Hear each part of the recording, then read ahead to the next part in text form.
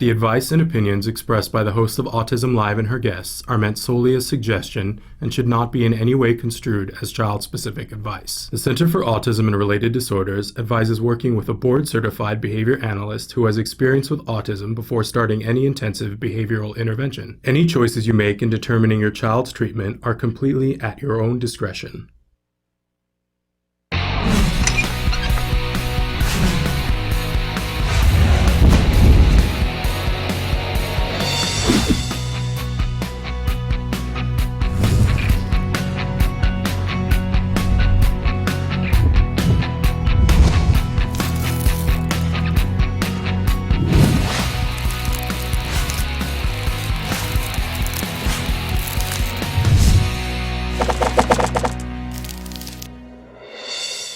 Good morning and welcome to Autism Live. I'm Shannon Penrod and we're webcasting to you live from the Center for Autism and Related Disorders. We want to start this show today with a special announcement because we're hoping that you can provide some help and assistance. Last night I received an email from one of our viewers and someone who is a friend, somebody who's part of my more global support group, my personal support group. And she asked if we could help and if that we could get the word out to you so that you could help because her nephew is missing. This is a young man who suffers from extreme anxiety issues, and I want to read to you what we know about him at this time so that if you have, and this is a picture of him, he's the blonde young man in the picture. His name is Robin. He's 25. This is what we know at this time. He's a 25-year-old college student who was living in Oakland, California. He was on a train from Oakland to Grand Junction, Colorado. Amtrak staff say that he got off the train in Salt Lake City at 3 a.m. on Sunday morning with a female who was on the train, someone that he did not know previous to getting on the train. He never got back on the train, and he left all of his personal belongings on the train, including his laptop. They eventually found his wallet when the train made it to the last stop, and they do a major sweep of the train. The family is assuming that he is still in the Salt Lake area, but, you know, no one knows for sure. If anyone has any information about this young man, again, his name is Robin. He is someone who suffers from extreme high anxiety, and we know that when he got on the train, he was experiencing some of that extreme anxiety. We do not know what his state of mind was when he left the train. We do not know who the woman was who he got off on the train with, but obviously 3 a.m. in the morning, you know, getting off a train and leaving your wallet and your computer and all your personal belongings on the train does not suggest good things happening. We want to ask you if you have any information at all about Robin, if you or anyone else was on the train or has information that could lead to the speedy and safe return of Robin to his family. We want to ask you to please notify the Salt Lake City Police, and Emily has got that information there for you on the screen. We'll bring this up again later in the show, but please, if you have any information, you know, if it was your child missing, what you would want the rest of us to be doing, let's please take that action now on behalf of this family. And again, we hope for his speedy and safe return. And our thoughts and prayers are with the family at this time. I want to welcome you to the show. We are going to be with you for the next 3 hours live, talking about topics having to do with autism and how we can be the most effective, most efficient members of our team working with our children. You know, it's days like this when this is a hard journey, right? But it's days like this when no matter what you're going through, you have an awareness, a gratitude of, you know, today might be difficult, but I know where my child is and I know my child is safe, right? So we're going to focus today on the positive things that we can do to help our children. We're going to be with you for the next 3 hours live. We've got a lot of different things that we're going to be talking about, and we have some really special guests that are going to be joining us today. Not all of the things that we talk about here are easy, right? Because this journey through autism autism is not easy. But I want you to know that you have a support group here, that we're interested in helping you to get the answers you need so that you can help your child, whether you're a parent, a teacher, or a practitioner. We know that that's really deeply important to you. It's certainly deeply important to me. Those of you who watch the show know that my son was diagnosed with autism at the age of 2.5. He's now 9, and thanks to the help and support that we got and the wonderful ABA therapy that we got at the Center for Autism and Related Disorders, my son is doing remarkably well.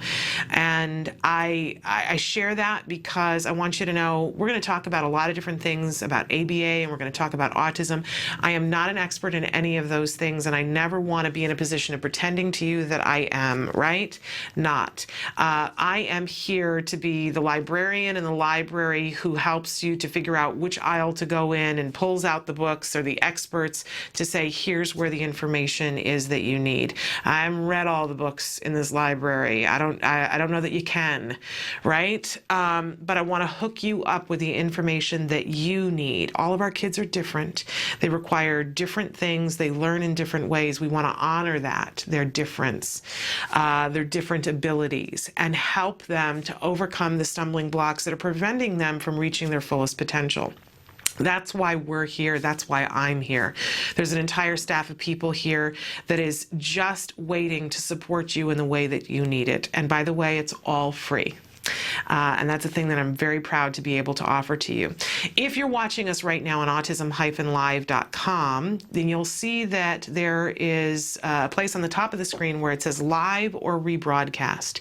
If it says live, that question box is active right now. You can be typing something in there and hit enter. You don't have to log in. You don't have to give your credit card. There's no cost for this. You hit enter, and that information appears before me on the screen right here. And I can chase down answers for you. I can hook you up with experts. I can get an expert in here to answer your question or address the topic that you'd like to have more information about. That's why I'm here. People helped me, and I want to help you. I'm trying to pay it forward. Also want to let you know that if it says rebroadcast, because we're live 3 hours a day, and the rest of the day we rebroadcast, there are ways to get in touch with us then. You can email us. By the way, you can do this whether you're watching us on autism-live.com or you're watching us in any of the other ways, which I'll detail in a moment. So go ahead and email us. Let us know. I really appreciated that, as I said, somebody from my global support group emailed me last night and said, can you talk about this on your show? We're hoping if more people see my nephew's picture, maybe we'll be able to figure out where he is and have his safe return. If you have something that you want to spread the word about, please let us know. If there's something you want more information about, we're here to support you for what you need, right? And we will get your email and covered on the next available live show, and we'll also send you a typewritten response or a link to be able to watch the previous show when we discuss the topic that you were asking about.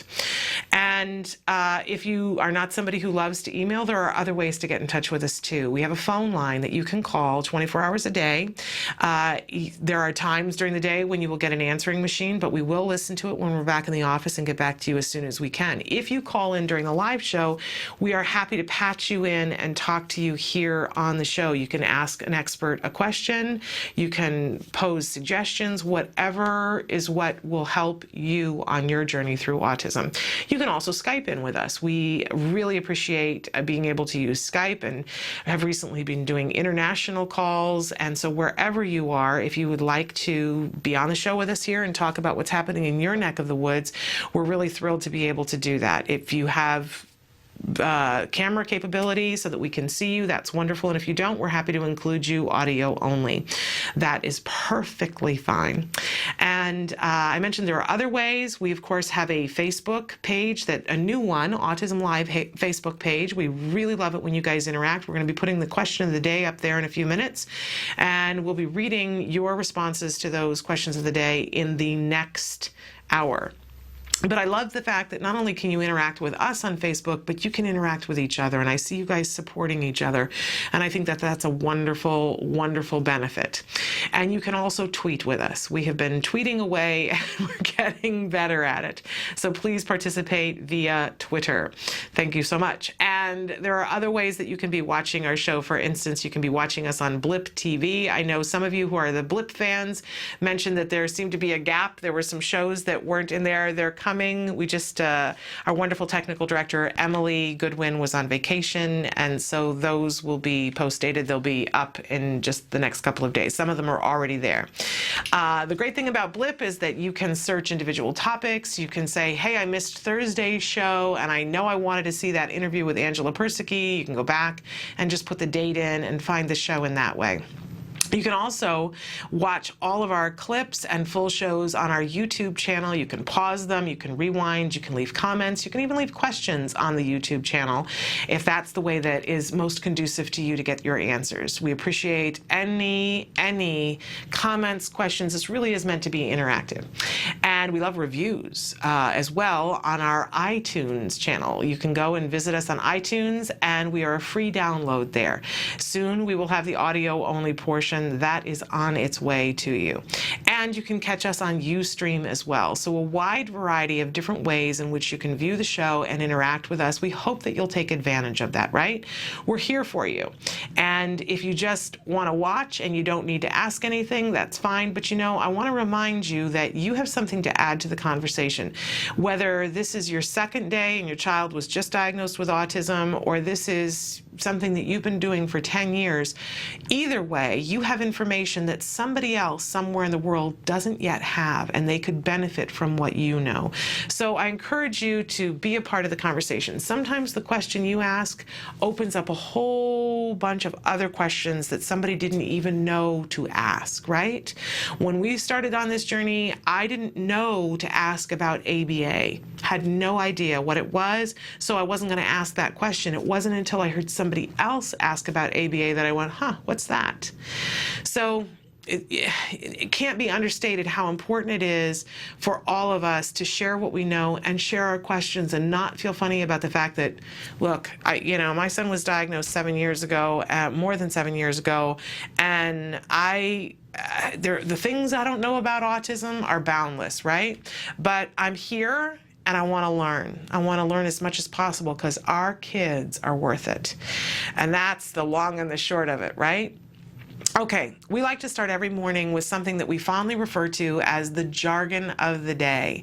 This is the time of day when we take one word, one phrase, one anagram, and we try to demystify it, make it clearer so that we all can gain an understanding of it. There's nothing worse than going to an expert and asking them about your child, getting an answer, and not understanding it. And then how humiliating is it when you say, I didn't understand that term you used, could you please explain to me what that means? And then they explain it and you don't understand the explanation. I consider myself a fairly intelligent person. I wouldn't say I'm the sharpest knife in the drawer, but I'm fairly intelligent and I'm a curious person. And that's a really good thing, right? And I can't tell you the number of times that I was overwhelmed talking to people and saying, I don't understand what you're saying. Could you use different words to explain there was something my son was explaining to me last night about something in a video game, and it was, getting in those later hours where it's not all functioning as well and as oiled as it might be earlier in the day. And so for me and for him, and he was using this phrase from his video game, and I said, I don't know what that means, honey. What does that mean? And I don't even know what the words were, but it was like Outback Juncturama, something like that. The total, I have no idea what it is. And I said, I don't know what an Outback Juncturama is. And he said, well, it's an Outback Juncturama. And I said, all right, when you explain it to me, babe, you got to come up with words that aren't the words that I just said I don't know, right? How many times have we felt that way in asking what a definition was from an autism expert? No, use different words. Words that someone who hasn't taken 700 classes in autism might understand. Let's start there. So that's what we do with the jargon of the day. And our term today is a really important one. It's mastery. Now, this is one of those tricky words because mastery is not a foreign term to us. We've heard of this, and we have a basic understanding in the general English language of what mastery is, but how are we applying this to autism? And this is where it gets really important that we're specific, right? So let's take a look at our actual definition. It's the point at which the child is said to have successfully acquired the target behavior determined by previously established criteria. All right. I understand what most of that means, but I don't know how that applies to my individual child. So let's take a look at our working definition. When the child is independently demonstrating the desired skill at the desired level. Okay, so let's imagine that you want to teach the child how to skip. And we talked yesterday about generalization, and we want the child to be able to skip in all different circumstances. Any time that a child would need to skip, we want to teach it in such a way that if there is the need for skipping, the child can do it, right?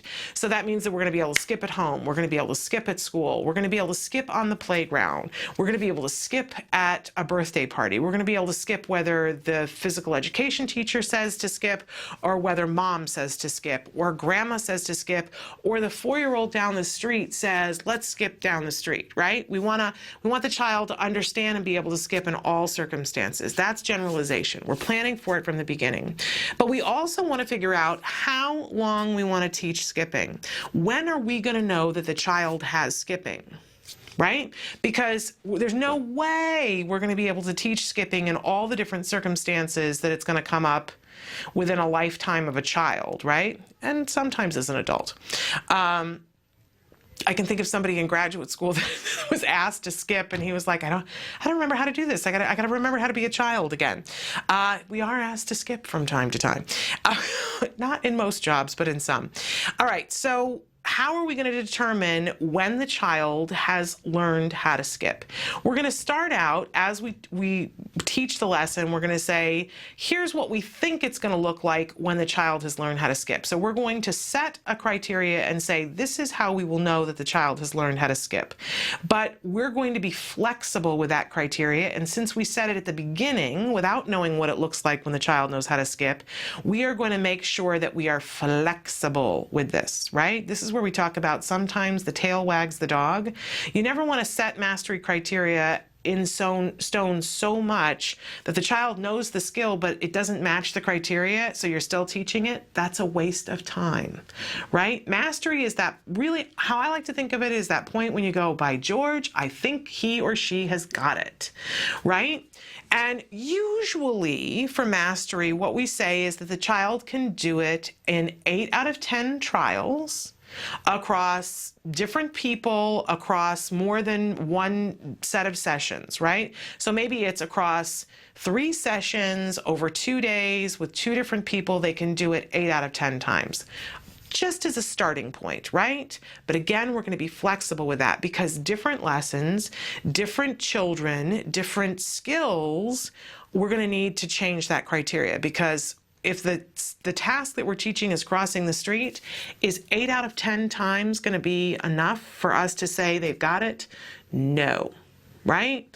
But for other skills, we're not going to have an expectation that getting it 100% of the time is realistic. I've said before, I know how to stick a key in a lock. I know how to unlock a lock. I know how to use multiple keys. I know how to basically use about any lock that there is. That does not mean that every time I stick a key in a lock, I'm successful in turning it, right? That does not mean that I don't know how to turn a key, but sometimes we're not going to be successful at that. I know how to pour juice into a glass. I have it, and I can do it across a bunch of different pitchers. I can do it across a bunch of different glasses. I can do it in the morning. I can do it at night. I can do it if somebody's standing there talking to me. That does not mean that every time I go to pour juice into a glass, I absolutely hit the glass and never spill anything. Right? Right? Maybe you do, but I don't. And that doesn't mean that I haven't mastered it, right? You can see how it gets dicey here. So what we do is we set that criteria and we try to look at it realistically and say, all right, so how much do we think it's going to take for this to be considered mastered? But we're not going to hold the child to that, because we're going to see when the child is getting it. Do we think that the child has mastered it? Do we not think the child has mastered it? If we don't think the child has mastered it, we're going to keep teaching it. We're going to keep it in the rotation and keep teaching until they've mastered it. So very important that we set that criteria, but very important that we're flexible with it. And we consider the child, the way the child learns, what the child's skills are, what the task is, what the ability would look like in anyone. We don't want to hold our children to a criteria that we wouldn't hold to a typically developing child, right? So there is mastery. It's something. When your child masters something, it's a wonderful, wonderful day. But you want to make sure that they truly have mastered it and not just met the mastery criteria. It's important to set criteria, but important to look at it logically and consider whether the child really has the skill. All right, moving on. We always have a question of the day. The question of the day is meant to get you thinking and participating. We hope that you will answer this question, whether it's on Facebook, Twitter, or via email, phone in, Skype in. But so, our questions are different days, but sometimes they're uplifting and sometimes they're an opportunity to cleanse and share and help other people to figure out things that they can be doing, right? That's what today is. What's your favorite summer activity? We have things that my family, we love to do, but I always love to hear from other people, because heaven knows I can't spend all of my time reinventing the wheel, right? And if you have something that you do in the summer that hasn't occurred to me, then it gives me another thing in my list of possibilities of things that I can take my child to do. One of our favorite things in the summer to do is to go swimming. And I forget this on a regular basis, but we live in a complex and we've always made that a priority when we've moved a lot in the last couple of years. And, the first landlord died, and then the place was foreclosed on because he hadn't been paying the mortgage. And then we moved, and the next place the landlord got foreclosed on. Oh, you just don't even want to know, right? In any case, each place that we moved, we tried to make that a priority, that there was a pool, because my son really finds that reinforcing. And I know you guys have shared that a lot, that your kids also find water to be reinforcing. So it's summer. And just the other day, we've had a lot of things going on, and my son was saying, we're not going swimming enough. And I said, you're absolutely right. So we have this deal now that every single night that we're going to go swimming, even if it's only for 10 minutes. And what a difference it has made in so many things. Can I share that with you? I feel better. I feel like we take a little bit of time, and literally last night it was 10 minutes and it was quite late, and I should have said no if I was going to be the best parent, and it's past bedtime and we're not going swimming, But the truth of the matter is that we went swimming for 10 minutes, had a lovely bonding moment, came home, and he went to sleep faster than if I had said, no, we're not going swimming, you need to go to bed. I got what I wanted, which was we were more rested, we were more comfortable. It was so hot, and to go into a pool at night and cool off for a minute and have a nice conversation, and he had a warm shower, we read a little bit, and he was out like a light, and that's exactly what I needed him to be. You know what I'm saying? And so I'm loving our swimming, even if it's for 10 minutes every night. And it isn't really a problem if he knows that we're going to swim at least 10 minutes every night. It's not a problem getting him out of the pool, because he knows we're going to do it again tomorrow night, which is a fabulous, fabulous thing. But I'd love to hear from you guys. The other thing that I've always enjoyed being able to do in the summer is at least once a week going and doing one activity, whether it's that we go to a museum or, have like a mommy date. And I have really fallen down on the job this summer about that. This is really my first summer of being back at work, and I am taking some time off starting tomorrow. And it's timely, because on the way back from the pool, my child said to me, we're not doing as much. And he said, I don't get enough time with you. Now, keep in mind, when I'm here, he's at camp doing stuff that is really exciting to him that he would never want to give up. But still, we got to listen to those things. When the child, look, there were a lot of years that my child couldn't have voiced that and said to me, Mom, I'm not getting enough time with you. And through the grace of ABA, right, my child looked up at me, made great eye contact last night and said, Mom, I'm not getting enough time with you. If I don't listen to that, I need to be slapped. Right? So it's hard. It's a hard balancing act, no matter what your deal is, no matter what you're trying to do. But I'm listening to that. In any case, I would love to know what you guys love to do over the summer. Give me some ideas, because I've said to him we're going to go on some adventures next week.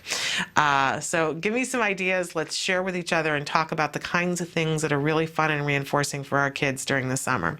Hey, we always have a topic of the day, and our topic this entire week has been a really important one: managing stress. Oh my goodness, could it be any more timely?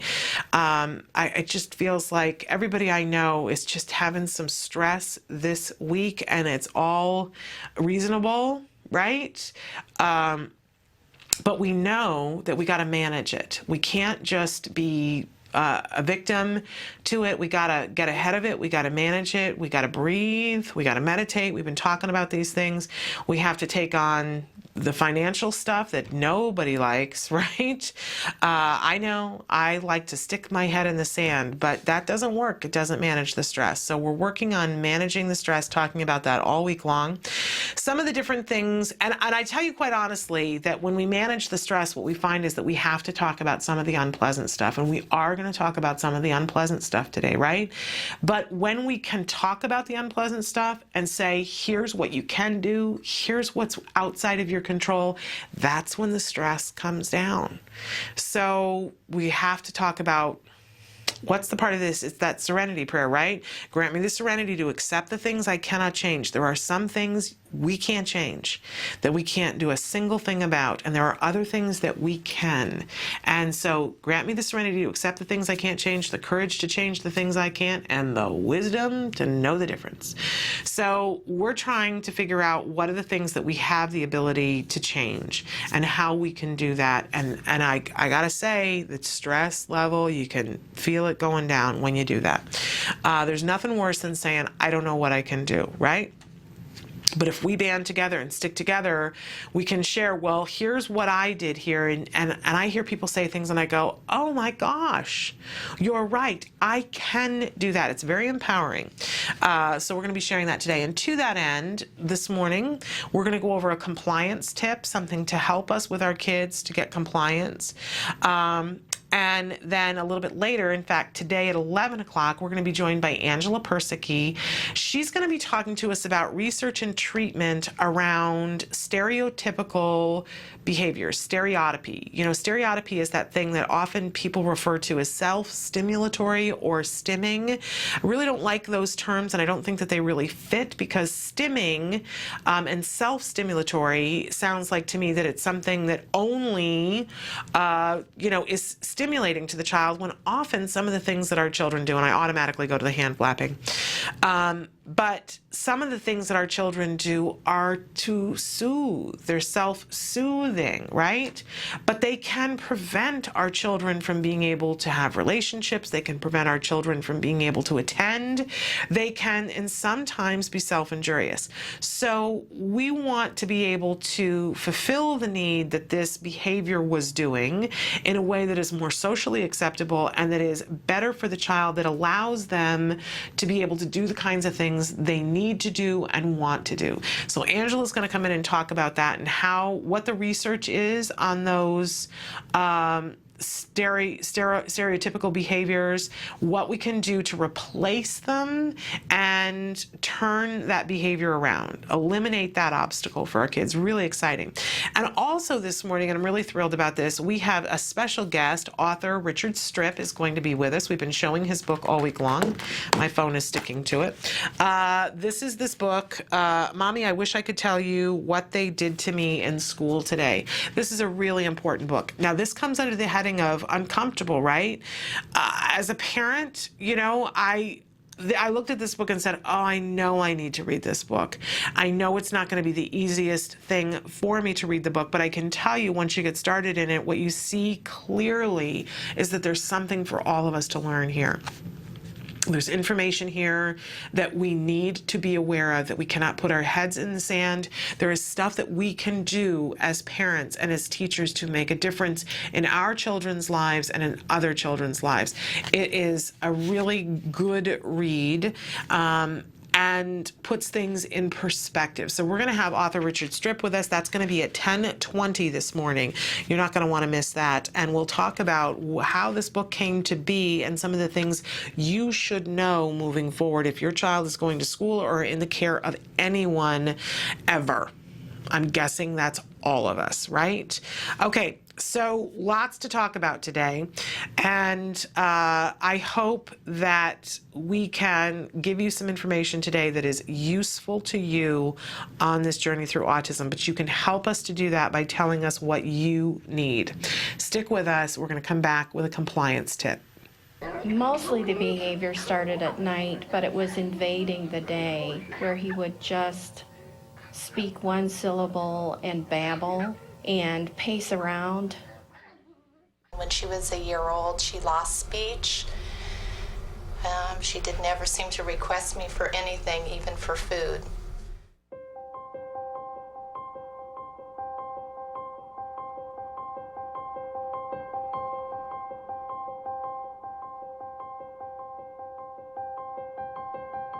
He told me over the phone that I should just put her in an institution. I was devastated. What's an institution? A hospital. Yeah, isn't that nice? He told me that it was possible or likely that Ruffin would never be employed, that he would never work productively, that he would not know that I loved him, nor would he love me, nor would he be likely to marry. There's a 50% chance that he won't be able to talk at all, but if he does talk, he will only be able to, make simple desire requests. I want, things like that. And probably by the time he was 10, he'd be in a home. Doreen told me that he would recover, and Doreen told me that he would go to regular kindergarten. I really have a very normal kid now, and lots of normal worries, but not extraordinary ones.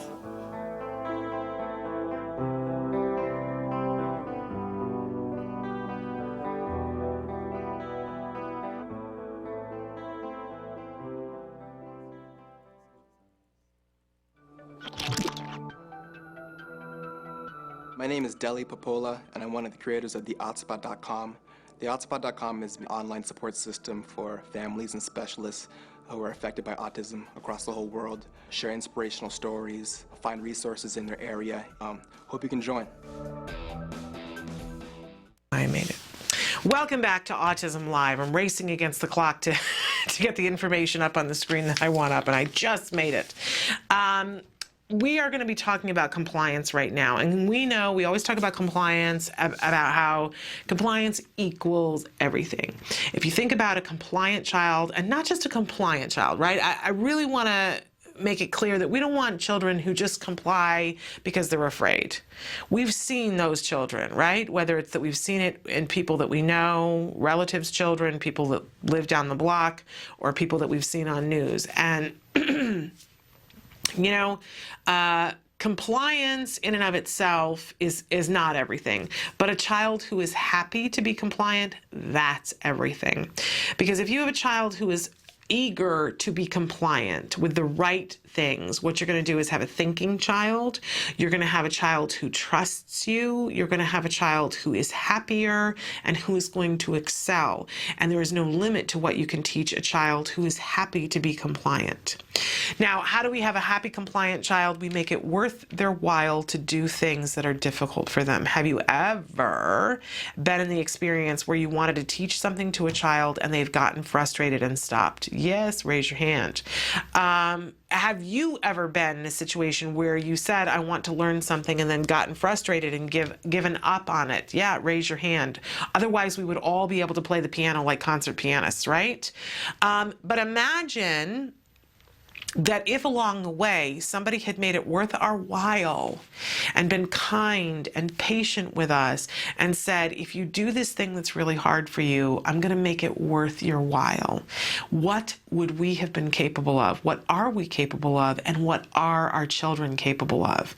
You know, when people talk about our kids, and a lot of our kids struggle with speech, being able to, and it's not just that they've decided not to. Thank you to those armchair quarterbacks who say, well, if he wanted to talk, he would. Thank you.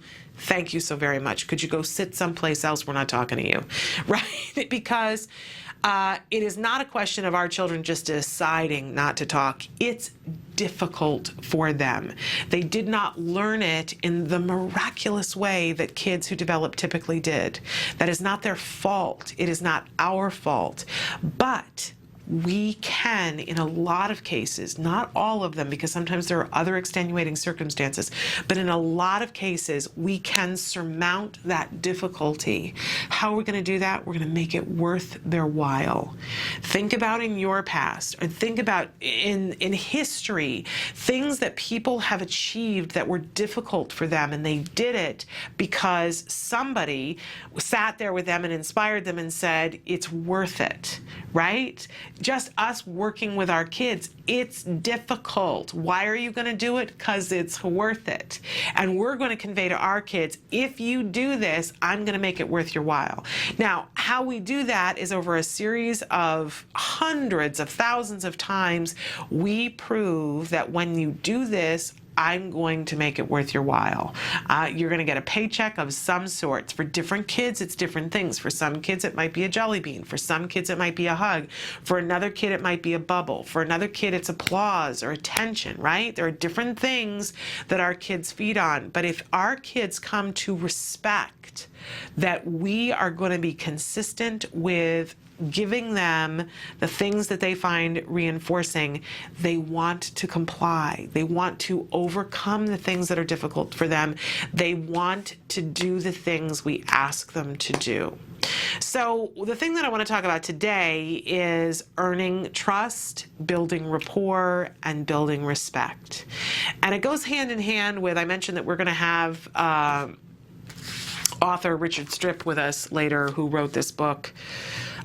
Really amazing book. And he's had the opportunity to work with kids who have all kinds of different abilities for many years. And one of the things that you see over and over and over again in the book is that he is able to reach a child when a whole lot of people aren't. And it's not because, and I think we'll hear this from him, it's not because he has a magic wand, right? But that he takes the time, sees the child as an individual, shows respect, and builds rapport and trust. As a parent, you know, is there any higher calling than we have as a parent than to gain our child's trust? For our child to be able to know that we are going to respond in a very specific way. Think about how powerful this is. Because if your child knows that if they come to you and you tell them something, that you can be trusted, then what is your child going to tell you even when they're a teenager? Right?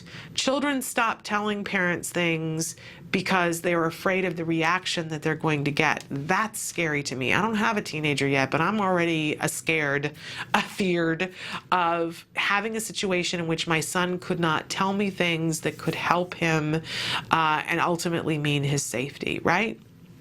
So I'm trying to teach now that he can trust me with information and that I will not respond with anger even when he tells me something that is not what I want to hear, right? We've talked about lying before, and it's important for our kids to lie. Right? It's not our favorite thing. It's not the thing that we're all comfortable with, right? But it's important in a child's development that they understand when and how to lie. It is important for their growth. It's important for their social game, right? That, if the girl that they're going to pick up on the date looks terrible, that they're still standing there and saying, you look beautiful, right? It's one of those things. We need to teach our kids how to lie. But I don't know about you. I want for my child to be able to come to me and tell me the truth and not be afraid that if he tells the truth, that I am going to respond in anger. So I build trust by rewarding when he tells me the truth instead of lying. But we build trust and rapport and respect every single waking moment that we are with our child, right? By again having those clear consequences always, having our priorities straight, and remembering that our child and our child's safety and our child's growth and development are more important than teaching them a lesson, than getting even with them, than making them pay for what they've done. I know that out of context, those sound like, oh, we would never do that, right? But in the moment when your child does something and they've done it before, right? Don't we all? I'm going to admit right here, there are times when I'm like, he can't get away with that. Oh, right. This is not what that's about. And I have to remind myself, we have a society that is built on punish, punish, punish. Don't let him get away with it. Get even. He's got to learn, right? Except that doesn't work, or we wouldn't have prisons full of people who do these things again and again and again.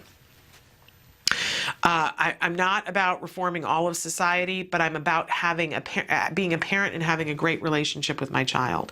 When anyone starts to work with our child, we need for that person to build rapport and respect and trust. You know what? It doesn't have to take a month for that to happen, but for somebody to see our child as an individual and come in. And as I recall, whenever a new therapist joined our team, and we, over the 5-year period that we had intensive ABA, we probably, including when a therapist was sick and somebody else had to fill in for them, I would say we had over 120 people come into our house and work with our child. 120 different people. That's a lot of people when you stop and think about it. And whenever somebody came for the first time, I would always say, and it would always be their instinct also, that they needed to spend a little bit of time getting to know the child. And I would always say, play with him. Play with him, play with him, play with him, because that is how, for my individual child, you earned respect and created rapport and gained trust.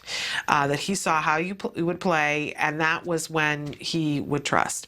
So we can do that too. And again, it doesn't have to always be play. It can be something else. For some kids, doing something with them that they absolutely love to do, whether for some kids that might be engaging in this stereotypy with them. When we'll talk to Angela about that, about what the research says about that. For some kids, it might be sitting and eating with them. For some kids, it might be sitting quietly with them and not disturbing them, right? It depends on the individual child, but you can't expect to walk in and immediately have respect and immediately have compliance. It has to be something that is earned, and is earned not just once, but over and over and over again. This is where we want to show the biggest, deepest consistency of our life. If there is one thing that, one of the things that while we were at the pool last night, my son, we have this new thing where he gets to voice complaints because a couple of weeks ago, he just unloaded on me, and he said, I got about 100 complaints. Because I said, what? Well, you're a very crabby person today. What's going on for you? I got about 100 complaints. I don't like how things are going, and I got about 100 things I want to talk to you about. And I said, okay, well, let's start with, like 20, and we'll go through and we'll address them. And it was very interesting, his complaints, because they weren't unfounded, right? And it was great because he was very verbal about them. And almost all of the time, his complaint was something that I had already asked him for. That he would say to me, I wish you'd be more considerate about this, that, and the other thing. And it was something that I had already asked him for. So it was this great opportunity for me to say, all right, I will do that for you. Could you do that for me? I mean, I think that's fair. And he would go, all right, I'll do that, right? So I got a lot out of it. And I said, when we were all done and he just felt differently. He was less crabby, and he said, I said, do you feel better? He goes, I do. And I said, more than anything else, I want you to know that you can come to me with your complaints and that I'm here to listen. I want to listen to you. I want to know what you're feeling.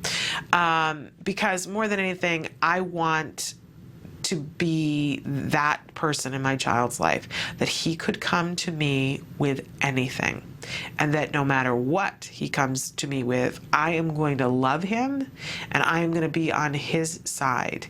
If I can only make one impression on him that he walks through the rest of his life with, boy, that's the one that I want to leave him with. That I love him unconditionally and I am on his side. I remember being about his age and my mother saying to me, I will always be on your side, even when you are wrong. I might tell you that you're wrong, but I will be on your side. And I went through my life and went, okay, I have team, if nothing else. That's a huge gift that we can give our kids. Last night he was going on and on and on, and telling me, we were having the list of complaints, and he was telling me I hadn't spent enough time with him. Okay, got that. But it was a thrill. First of all, it's a privilege that he has the words to be able to say that, because I was not guaranteed that, right? That took a whole lot of work. And so, it's not great that my child has a bunch of complaints. At least, and I said to him last night, I said, so, how are you feeling now with this new system about you voicing? Because he didn't know that he could. I didn't know that I had to give him permission, but I have, and now he's doing it. And I said, because I want you to be able to trust me. Do you know that I'm always here to listen? And he said, yes, that I know. Very important thing. Okay, so I encourage you to work on earning trust, work on rapport, and building respect.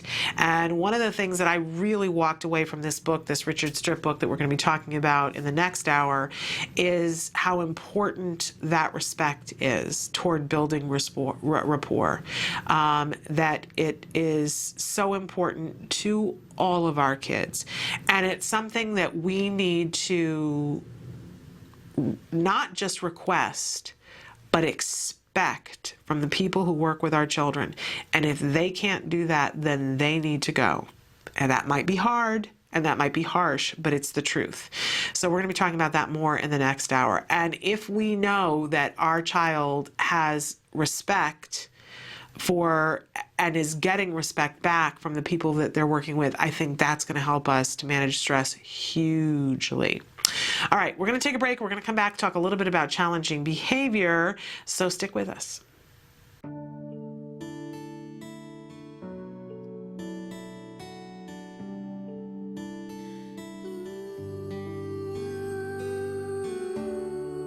I am grateful for Autism Speaks because they allow families like me to have hope.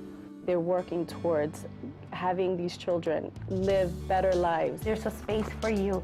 Yeah, there's a world for you, and there's a community that is behind you. And one that has really been able to be the singular voice for people who are involved with and who care about autism. I do have autism, but I don't let that become a disability for me. Autism Speaks is going to continue to help those who need it, and just look at all the stuff they've done so far and you will be impressed. 3, 2, 1.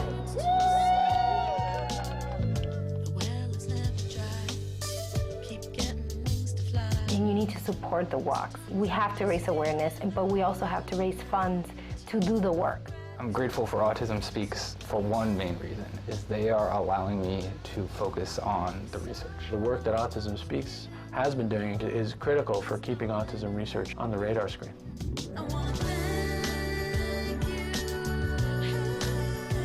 We proclaimed 2 April as the World Autism Awareness Day. I'm very proud of the UN and thankful Autism Speaks.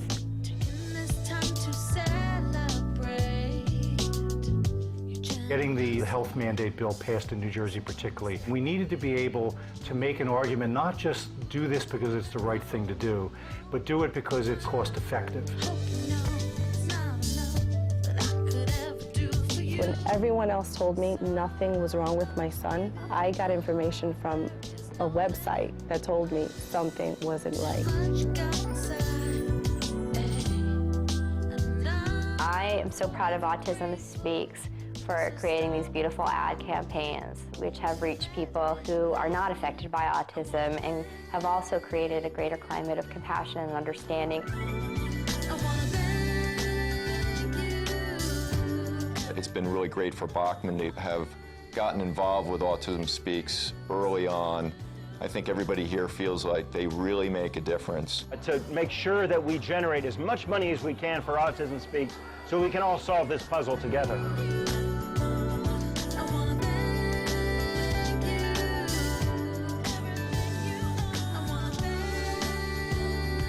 There's no way we could have come this far without our families, without our supporters to date, but there's so much farther we have to go. And everybody's invited to join this cause. We need all the help we can get to make the difference we know we can make.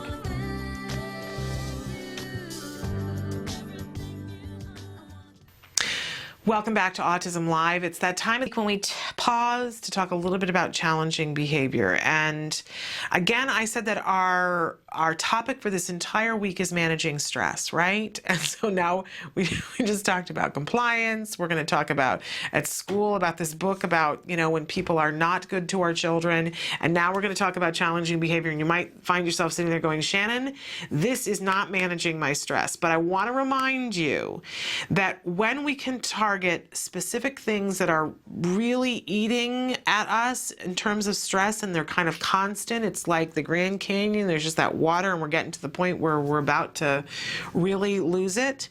If we can target individual little behaviors along the way, what we're going to see is that it makes a big, huge difference in our day-to-day life. And so this is why we always come back to, challenging behavior. Stop for a moment and think, what is your child? First of all, there was a survey that I always had to take about every 3 months. I agreed to be a part of a study here at the Center for Autism and Related Disorders while my son was going through treatment, that about every 3 months I would have to fill out this survey for Art Wilkie. And I would always yell at him and say, I don't like filling out this survey, Art. It never puts me in a good space. It was one of those horrible surveys that had questions on it like, are you happy with the last purchase of clothing that you bought? Really? Because I wasn't, and I was irritable and discontent, and I had so many other things. I was like, why? I don't want to answer these questions. But one of the questions that was on it on the bottom was, how many behaviors would you guess that your child is engaging in right now that you feel are challenging and disruptive to the family life? And, rate it from 1 to, and say how many within a week, I think it was, is your child engaging in. And I can remember the first time I filled out that survey, I know that it was something that was either in the double digits or the triple digits, that I just felt like our entire lives were ruled by challenging behavior, and there were so many of them on a list that I couldn't see the end of it. And then over time, that number went down, and I remember when it became 1 digit. And then I remember when it became, and very quickly that happened, by the way. And then I remember when it became less than 5, and then it became something that was like between 1 and 3. And now I think that on a given week, I might write one thing, but I think it would be something that would be fairly typical for a boy his age. And it really sort of, and they can show me on a chart over the years the different things that this survey would test. One of them was my stress level, which was not a pretty picture on the graph.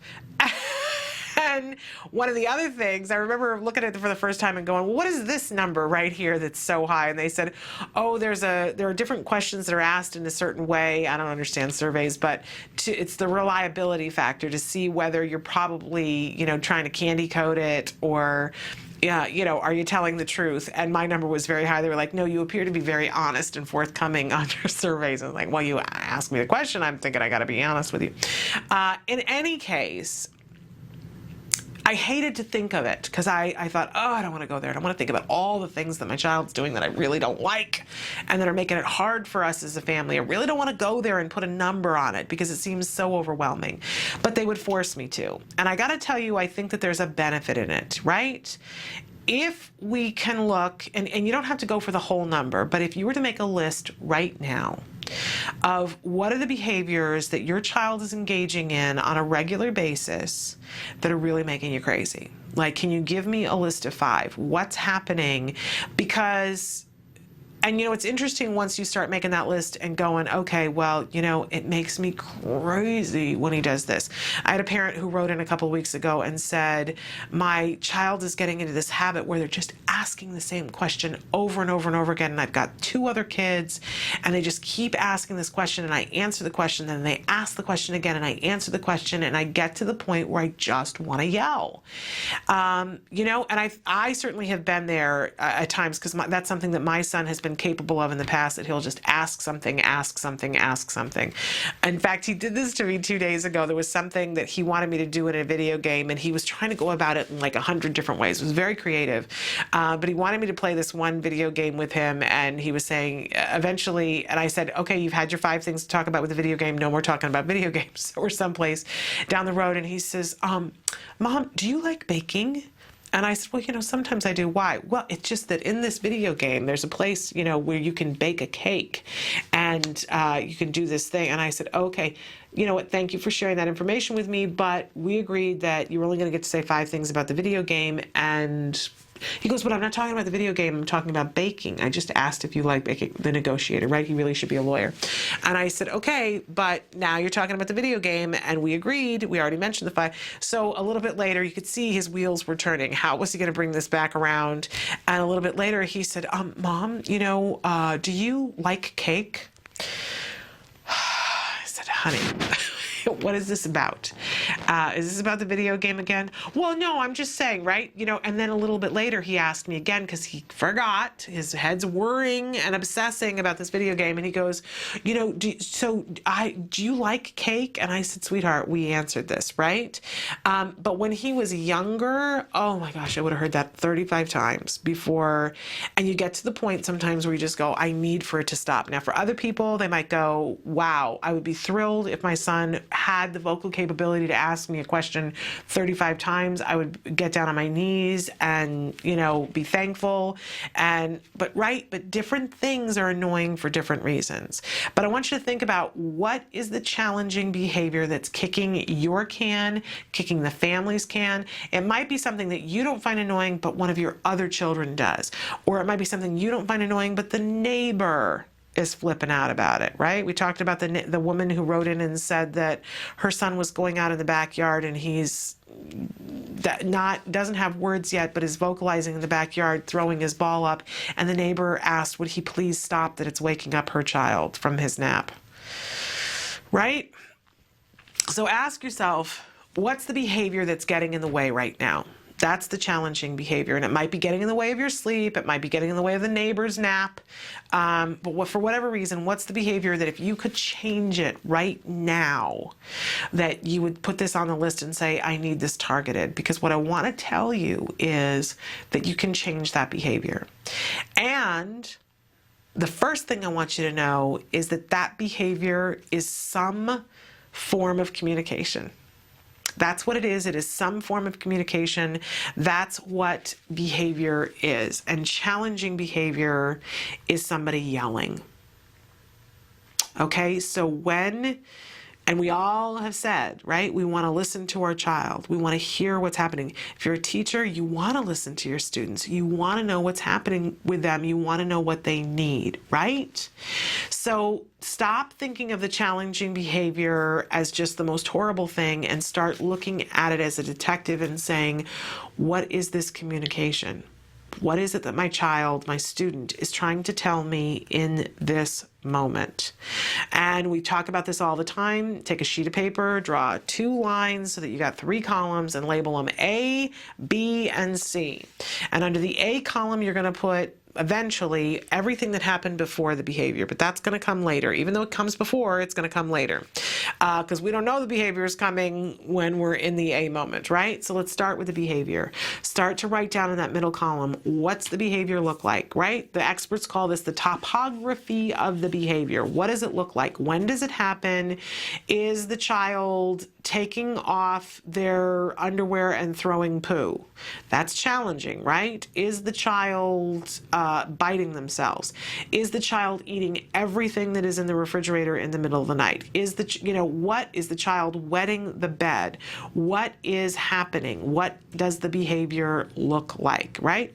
Then, and you're keeping a record of this, and note what day, what time that it happens, right? You may not be able to do it in the moment that the behavior is happening, but as soon afterwards, write exactly everything you can think of that is happening with the behavior. Then you want to look at what happened after the behavior. What was the consequence for the behavior? Was the consequence for the behavior that the child got a bunch of attention? Was the consequence of the behavior that the child was punished? Was the consequence of the behavior that they were uncomfortable? Don't judge when you're writing what the consequence is. I think it's one of those moments where we all go, maybe I should have done this. Just say what happened. What happened right after the behavior? So, did you talk the child out of the behavior by saying, let's go have a cookie? What was the consequence for the behavior? What happened right after the behavior? Then, after you've got the behavior and the consequence, go back and be a detective and think, all right, what happened right before the behavior? Let's see, he started throwing his food across the room. What was the minute and a half before he picked up the plate and started throwing the food? Did I ask him to take a bite and tell him, if you don't take a bite, then you don't get to see your friend from down the street after dinner? What was that moment before? That's the antecedent, the moment before. And if there's anything in particular besides that you think is interesting, like that wasn't the moment before, but that really contributed to it, that's a great thing to write in the side column too. Like he didn't get enough sleep, or our dog died 2 days ago. Stuff like that could have an impact on the behavior. And start keeping a record, because what you're going to begin to see is that there are patterns. And I think too often we get affronted by behavior. It makes us emotional. We get all involved in all this baggage of all these different things, and we don't look at it dispassionately. As scientists, I'm not a scientist, right?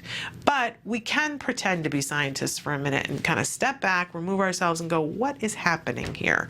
And when you put it in that 3-term contingent, there was something that happened, a behavior happened, and there was always a consequence for it, right? And then you start to chart it and see, oh my gosh, this is happening right after lunch. And you start to look for clues about, so what's happening right after lunch?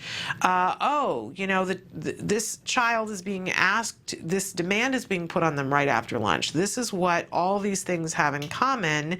And so when the child behaves in this way, they get access to this thing that they've wanted. So they're getting a reward for it. That's what's maintaining this behavior. You can start to see these different patterns. Now, when it comes to challenging behavior, I don't encourage you to come up with, really what we're talking about here is coming up with the function of the behavior. And I encourage you not to do that by yourself, because frankly, it's just like your car. When your car starts to break down and you have an inkling of what it might be, and you start thinking to yourself, how often does this happen? And you're trying to solve this conundrum in your head, and you go, I think it's the timing belt, right? Or I think it might be the ignition. But you never just go to Pep Boys and get a timing belt and come home to put it in yourself, right? Why is that? Because you're not an expert in cars, I'm guessing. Maybe some of you out there are, but the vast majority of us are not experts in cars. So at some point, when we see that this is a problem, we're going to drive it to a garage. Maybe we go to Pep Boys and we say, you know what? Here's the thing. It's happening in the morning. I've noticed that it makes this sound. It only happens when I do this, right? We give them the information, and we even say, and I think it's the timing belt, right? That's what we do. The mechanic says, well, let me take a look at it. And they run some diagnostic tests after interviewing us to hear what the problem is.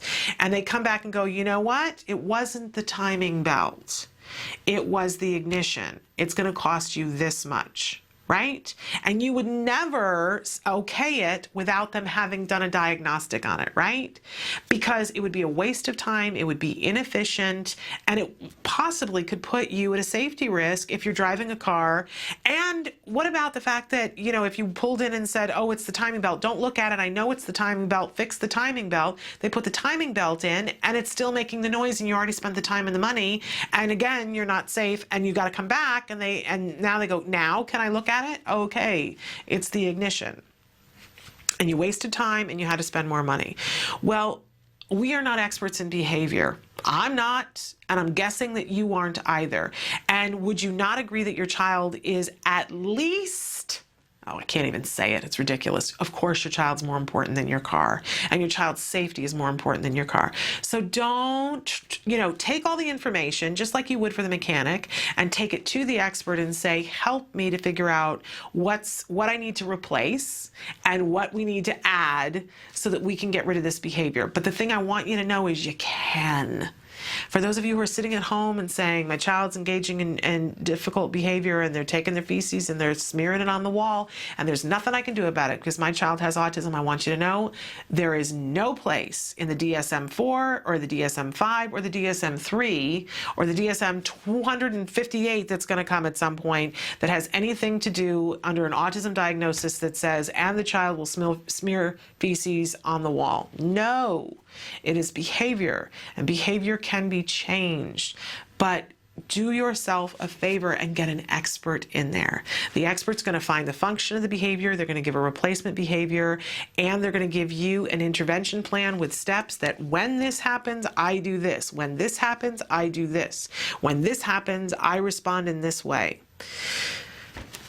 And that's how you're going to change these behaviors. It's amazing what can happen. And if you start with one and you say, all right, the number one thing right now is smearing the feces on the wall, and you get the expert that comes in and all of a sudden there's no more smearing feces on the wall, and you go, wow, okay, now I'm willing to take on when they bite me. All right. So you take on, do the same thing when they're biting you. And you find yourself a couple of months down the road with a happier child and a happier parent, a happier classroom, a happier life. It's not overnight, but it adds up. It adds up. And not only that, as your child's challenging behaviors are tackled, they're able to learn things and interact with you more. And you build the trust and you build the rapport, like we were talking about compliance earlier. It's a wonderful thing. Okay. It's time, and I'm actually running a bit late, for us to introduce the A Word. This is that wonderful documentary that's being made at the Center for Autism and Related Disorders following a little boy, Jack Riley, who was diagnosed with autism at the age of 2. He is having his 3rd birthday during this week's episode, and he is learning in leaps and bounds. He still engages in some challenging behaviors, but they have diminished greatly. A new one will crop up. They do exactly what we just talked about, look at what happened before, the behavior and after, and the experts look at it and say, here's what we're going to do about that. But take a look at Jack Riley and how much of a language explosion he's having, and notice how happy this child is to comply. This is what we want to see. This is the A Word. Sun's coming up.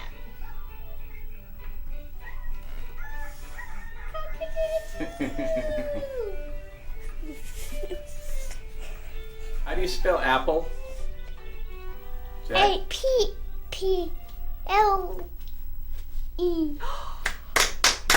We went to the mall last night and got him some new shoes, and he rode the carousel, and I watched him for like a half hour, and you would never guess he wasn't like every other kid in there, except he was smaller than a lot of them.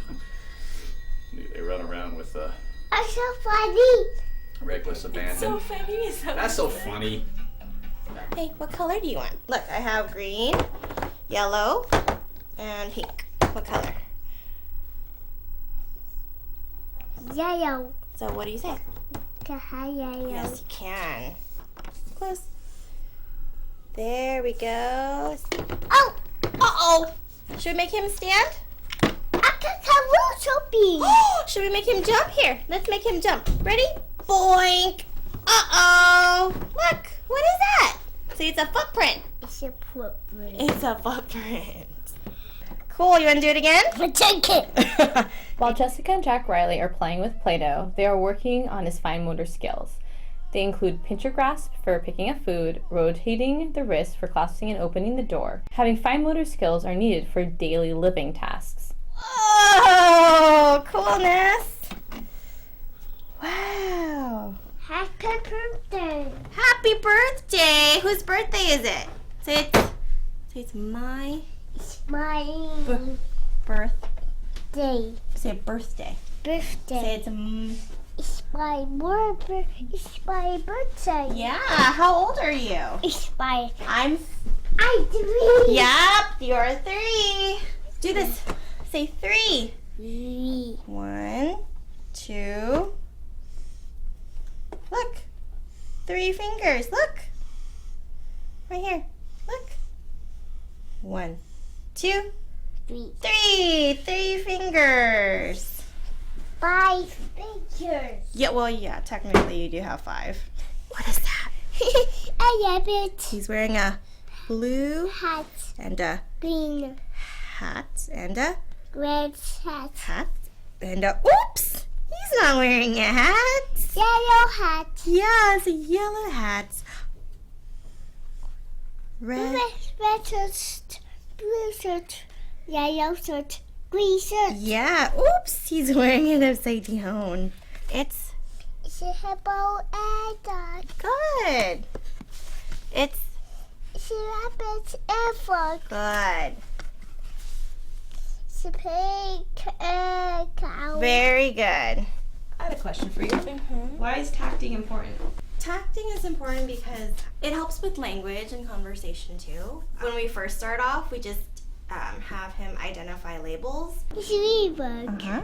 And then we move into frames, like adding article adjectives to it, like it's the dog. What is it? Say it's. Yeah, it's a chicken. And then now we're having him add 2 objects. So he has to say it's a blank and a blank. It's a pig and cow. Very good. And then we'll move on to like add adjectives in front of the words too. So like what he does already, he'll say like it's purple socks. It's a red shirt. Yellow suit, blue suit, red suit. Just to help expand his language skills a lot more. Let's go, Jack Riley. You want to copy Suzanne? That's hilarious. That's so funny. You guys are so funny. Look at you guys. Are we buddies? Are we twins? Here, give me your hand. You guys are so funny. What are you doing, Jack? Are we sitting? Yeah. I think you are thirsty. Let's get you some water. So cute. You even brought the chair over and everything. That's funny. Come on, let's get some milk, Jack. Say, come on, Suzanne. Close yourself. Okay, let's go. Kala. Too much laughing and giggling in here. That's a good thing. Welcome back to Autism Live. So that was the A word. I just have to say, if you've not been watching this series, I want to encourage you to go back and watch from the beginning. There is their YouTube channel. You can watch in the very beginning, before when he's just been diagnosed and the family is waiting to start services. And you not only see what the child goes through, but you get an insider view of what happens with this family. This is an emotional journey, and I know we always talk about the fact that there is an element that gets easier when you see that your child is making progress. That is true, but it's still hard. Let's be honest here, right? I'm not candy coating it. having been through this as a parent, this is a hard journey because it's not a weekend. It's not an extended weekend. We're talking about a minimum of 2 years of intensive, having people in your home, having people, ask you to change what you're doing to interact with your child. It is exhausting and it's emotional. And when your child gets frustrated, sometimes it's very hard to have that emotional divorce and say, I know this is for their best interest, and just, I'm not going to get emotional about it, right? So I love this because you get to see the arc of ABA. When we were going through ABA in my house, I just really didn't have a concept. They would come in and they would talk about it with me. It's not for any lack of on their part of trying to explain it to me, but I couldn't get a grasp of the big picture. And they would say, all right, we're going to teach your child some skills. We're going to increase some behaviors, decrease other behaviors. This is how we're going to do it. And this is the kind of thing that we're going to see. And I always was asking all these questions because, as you know, I'm a curious person. And they would come in and they say, okay, one of the things that we're working on today, we're adding a new lesson in, and this is the lesson. And I would go, okay, and clearly that's a skill. And I'm thrilled that you're teaching him this skill. And I'm thrilled that you're teaching how to label a fireman and a policeman and, all these things. What does this have to do with anything? Do you know what I mean?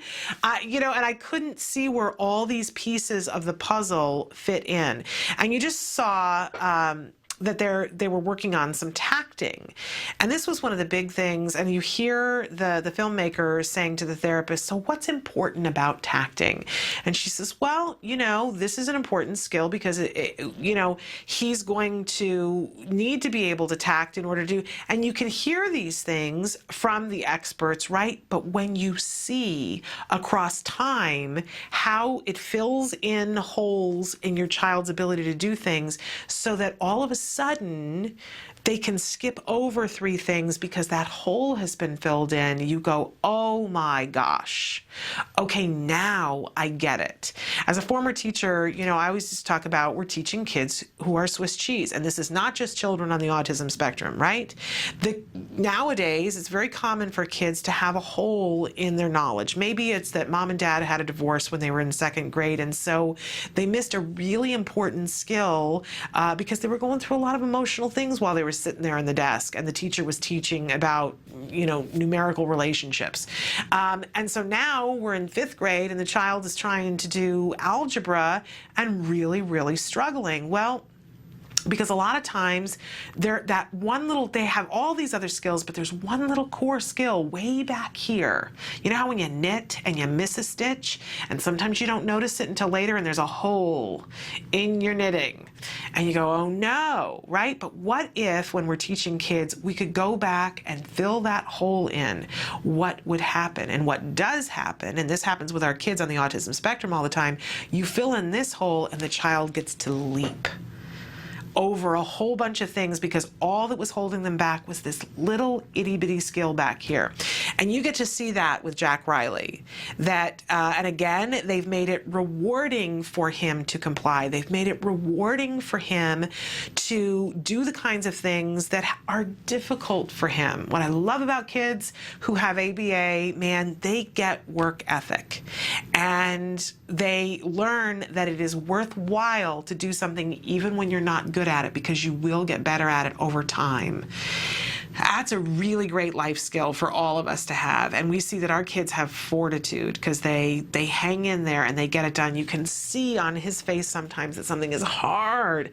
I remember watching my son and they would ask him to do something and it would just, there would be a little bit of a thing. Anytime we would try to learn a new skill where there was a moment where it was hard and then he would break through. And once he had it, man, he had it. And then he could fly on to new things. Really amazing. I refer to ABA as the autism miracle in my living room because for so long, when I had friends who had babies and my sister had babies and I watched them acquire language and I watched them acquire all these skills and I never thought about how miraculous that was. It never even occurred to me. And then of course, when my son didn't, I realized that miracle that I had taken for granted. And we had to go in and teach these individual things to my child. And that miracle that just happened all the time happened in my house, in my living room with these very specific teaching techniques to the point where my son was able to say for the first time, "I love you, Mommy." You can't beat that, right? Can't beat that. So I encourage you, go watch the A Word. See what this is all about. You're going to see firsthand, and you'll see the emotional experience. You'll see the teaching experience. You'll see how much progress is possible. But yes, it takes time. Again, not a weekend, not an extended weekend. This is at least a 2-year commitment. And really, to be in the window of what we know works scientifically, 25 to 40 hours a week. I know every time I say that to people, they'll go, "Well, that's a full-time job." You betcha. You betcha. And as parents, parenting is a full-time job. And wouldn't we rather be doing something effective than doing things that are just an exercise in frustration? So, yep, it is a full-time job. It's a full-time job that's worth it, because it gets it done. All right, we're going to take a quick break, and we're going to be joined by author Richard Stripp, talking about this really important book, Mommy, I Wish I Could Tell You What They Did to Me in School Today. I said today we're talking about managing stress, and sometimes we have to bring up subjects that are not the easiest, but we have to take our head out of the sands and know what we can do to help our children. Really important. We're going to talk with Richard in just a minute. Stick with us.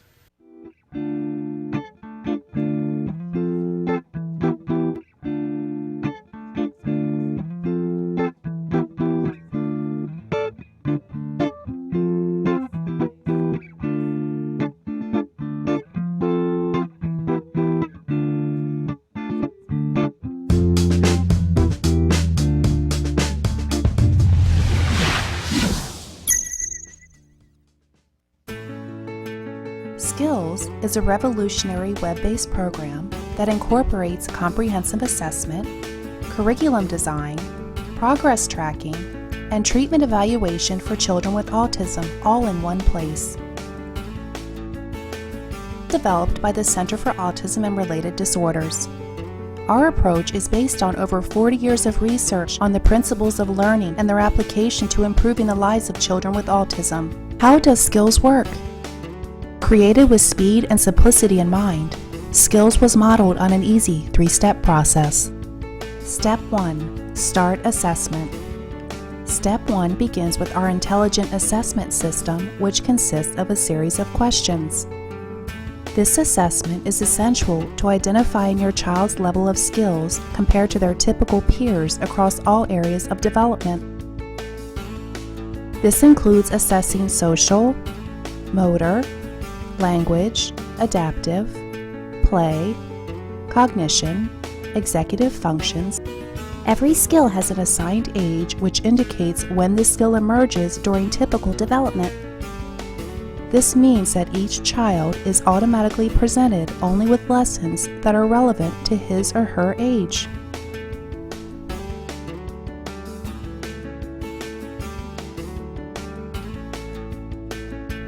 Step 2. Choosing activities. It's now easier than ever to build an individualized treatment plan. In Step 2, you are presented with an individualized pool of activities that are directly linked to your student's assessment results. Each activity represents a specific skill that has been indicated by the assessment as needing to be taught. Activities are categorized by curriculum and then by lesson. There are 3 main types of skills: building blocks, fundamental, and expansion skills. Fundamental skills are necessary for successful everyday functioning.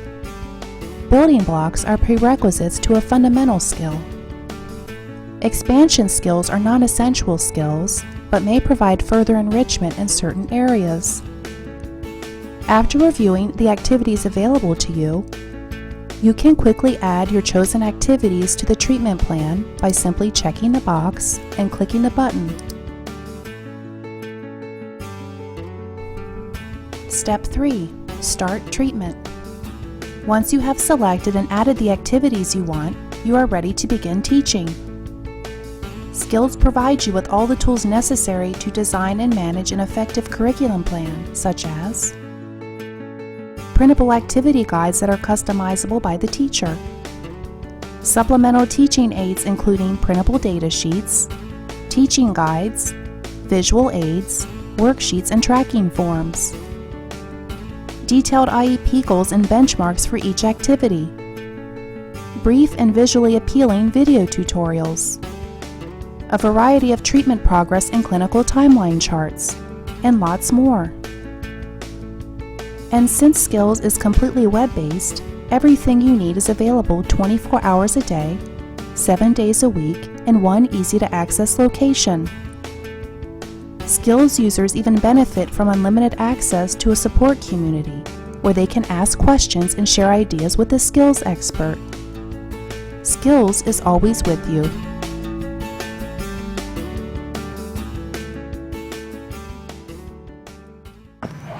Welcome back to Autism Live. I'm Shannon Penrod, and we are webcasting to you live from the Center for Autism and Related Disorders headquarters in Tarzana, California. And our special guest right now, all the way from New Jersey, we are joined by author Richard Stripp, who has written this really incredible book, Mommy, I Wish I Could Tell You What They Did to Me in School Today. I'm facing the wrong way. Here we go. There we go. All right, there's the book. So, Richard, first of all, thank you so much for being here with us, because you're a long way from home, but we appreciate that you're here in the studio with us. And let's talk a little bit about this book, because it's a really important book that you have written. And what is you've got a really lengthy experience of working with children who have special needs. Tell our viewers what that experience entails. Well, I started out years ago. I actually had an automotive repair business, and a school approached me about having some students work at the shop on a work-study program, and I actually had 2 students that had cystic fibrosis work with me. So that was my first exposure to children with medical needs. And then after I sold the shop, I had bought another business, and a close friend of mine had passed away on a motorcycle, and I was very depressed about it. And my wife suggested that I do some work with some special needs children. And I started working part-time doing respite work with children with autism and children with cerebral palsy and that type of thing. A gentleman who frequented my restaurant was a superintendent of a special needs school district, and he ultimately offered me a job and was very impressed with the work that I did with the children, and that's how I started. Wow, and so you worked in schools for a number of years. About 10 years I worked in schools that were strictly special needs schools. The majority of my time was spent in a school that serviced children with multiple disabilities. There was children with Down syndrome, children with autism, cerebral palsy, spina bifida. We had blind children. It was a wide variety. And then the last year of my employment before I left, I was working in a school that was strictly autistic children. Okay. And you got to see an awful lot of things in that 10 years in classrooms that was not always encouraging. That's correct. It's kind of an understatement is what it really is. It is an understatement. Some things that I saw were just horrible. I tried talking to the people. When I say horrible, there was just downright abuse, both physical and emotional abuse. There was neglect. I tried addressing it with the staff that was guilty of these atrocities, quite frankly. I tried going to the administration. I tried going to the superintendent of the district and got nowhere. I reported numerous times to the state in New Jersey. There's the state agency that handles these matters is called the Division of Youth and Family Services. I reported numerous times incidents of abuse. They would come and do an investigation. I was never privy to the outcome, but the people that I reported were still there, and quite frankly are still there today. Which is disheartening. And we should stop for a second and say one of the things that you talk about in the book is that the vast majority of the people that work with children of this nature are people who are well-intentioned and want to be effective with their individual students. But there are always people who are not responsible, people who aren't compassionate. I mean, I can't think of any other word. I mean, it seems inhuman, some of the things that are going on. So I don't want people to write in and say, you know, that's not everybody. Richard is very well aware of that, but as parents and as teachers, we should all be aware of the fact that there are situations that we need to be aware of that are happening. This is not a needle in a haystack, and it wasn't just at one school. These kinds of things, and we've heard more and more about it in the news lately, that there are circumstances in which we have to be aware and take some action. But just want to let you know that Richard is not saying that all people who work with special needs kids are suspect and terrible. Absolutely. But having said that, how did this book come about? Like, how did you get inspired to write this book? And we'll talk about it because it's written in a very unique way. Okay. When I finally left the school districts, which was a little bit over 2 years ago, I was working with a private family with a young man with autism. But even prior to that, one day the title of this book just came to me. I don't know why, it just came to me. And I wrote it down on a Post-it note and stuck it on my desk. And that was probably a year or two before I even started writing the book. The young man on the front cover, his name is Adam, and he's just a wonderful, wonderful young man. And he was a very big part of the inspiration for me writing this book, because this poor child was just treated terribly, and everybody just thought he was a terrible kid, and he wasn't a terrible kid. He was just treated terribly, and he reacted to the way that he was treated. And he's nonverbal, and I just wish that he could just go home and tell Mom and Dad what they were doing to him. And one of the things I talk about in the book, these kids do tell you things even though they don't use their words. Yes. And Adam is a classic example of that. Before he would go to school in the morning, when his mother would say, okay, it's time to go to school, he would either hide his shoes or throw them in the garbage. Yeah. And initially the parents, I think, thought that he was just playing a game, but he was not playing a game at all. He was telling them, I do not want to go to school. Right, and it's actually quite clever if you stop and think about it.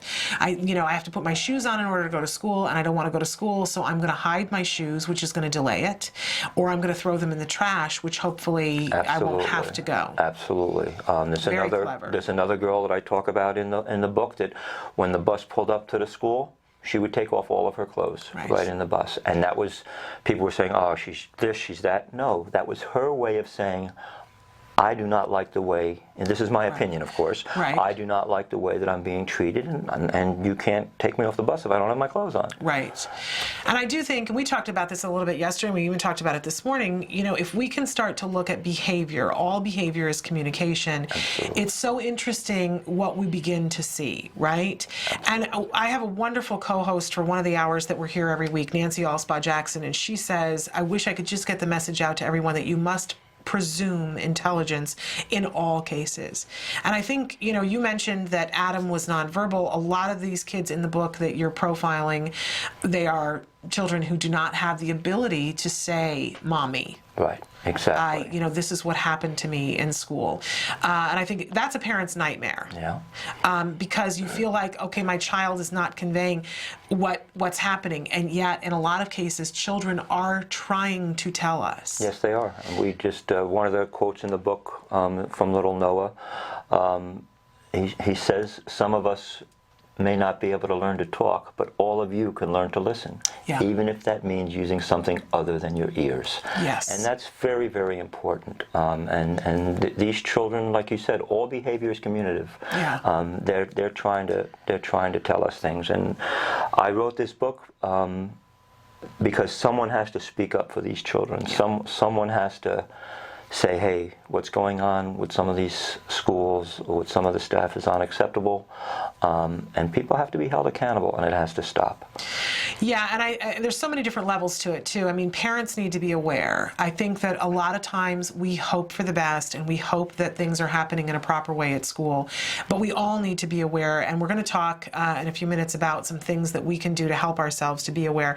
But I want to talk a little bit about the book and how you chose to write it. There are individual chapters that are individual children within the book, and you start the chapter from that individual child. You see that the first one here is Adam. autism, you talk from that child's point of view. You take their perspective, which is a really interesting way in which, you know, it's very emotional. It's hard sometimes to hear some of the things, but important that we do, right? And so you tell from the child's point of view what's happening. And then, you know, just I think when the average reader is thinking, well, but, you know, that might be a stretch, and how are you knowing that that's what they're feeling? Then Richard goes on to explain, I'm looking for where it happens. Oh, I passed it. It literally says about Adam. And then Richard tells us what his experience working with Adam is, what he saw, which led him to say the things that he did from the child's perspective, and his relationship with the individual child and consequences and actions that he took. And if you're thinking to yourself, well, if you were there and you saw these atrocities, why weren't you doing something? You know, because I certainly started going, well, somebody needs to do something. And then you read what Richard did to try to do something about it and what it was met with by different staff members, administrators. I said to him earlier, I can't believe that, you know, nobody's looking for you in a dark alley because you name names and take people to task for things that they have done and chose not to do. Right. And that's disturbing too. And again, we want to say that that's not the case with all administrators, but you know, we have to presume intelligence with our children, and we have to presume that we need to check and make sure if our children are safe and not assume that they aren't. So I love the fact that you told the stories in this way. It was shocking and emotional, but you really we are always asking our children to take other people's perspectives, right? Especially with autism, because we know that's not one of their strengths usually. We're always asking them, take somebody else's perspective. Well, we need to take our children's perspectives, and that's exactly what Richard does, chapter by chapter, child by child. Where did you get that idea? Well, I'm a people type of person. I always have been, and I can get along with a 5-year-old and spend an hour with a 5-year-old, and I can get along with an 85-year-old and spend an hour with an 85-year-old and have just as much fun with each individual. And one of the things I have always done throughout my life is put myself in that person's shoes. Try to see how they're looking at things, you know, try to see why they're thinking the way they're thinking, and that's what I've always done. So with these children, I tried to get inside of them and look out to see through their eyes what was happening. I talk about some of the restraints in this book and how you have 4 adults trying to restrain a little child, and they just said, well, we have to restrain him. Right. Well, how about looking at it from the kid's point of view, which is what I did in the book here. Here, I'm a little kid, and here's these 4 adults, these huge people, these huge creatures in my eyes, on top of me. The poor child is petrified. Right. And I believe if you look through other people's eyes all the time, try to see, everybody would just get along so much more better. Yeah. And I had my own issues as a child, which I talk about in the book, which up until about 5 years ago, quite frankly, I wasn't able to talk about just because of what I went through as a kid, and it's different nowadays. But I had epilepsy. I still struggle with dyslexia and ADD and things like that.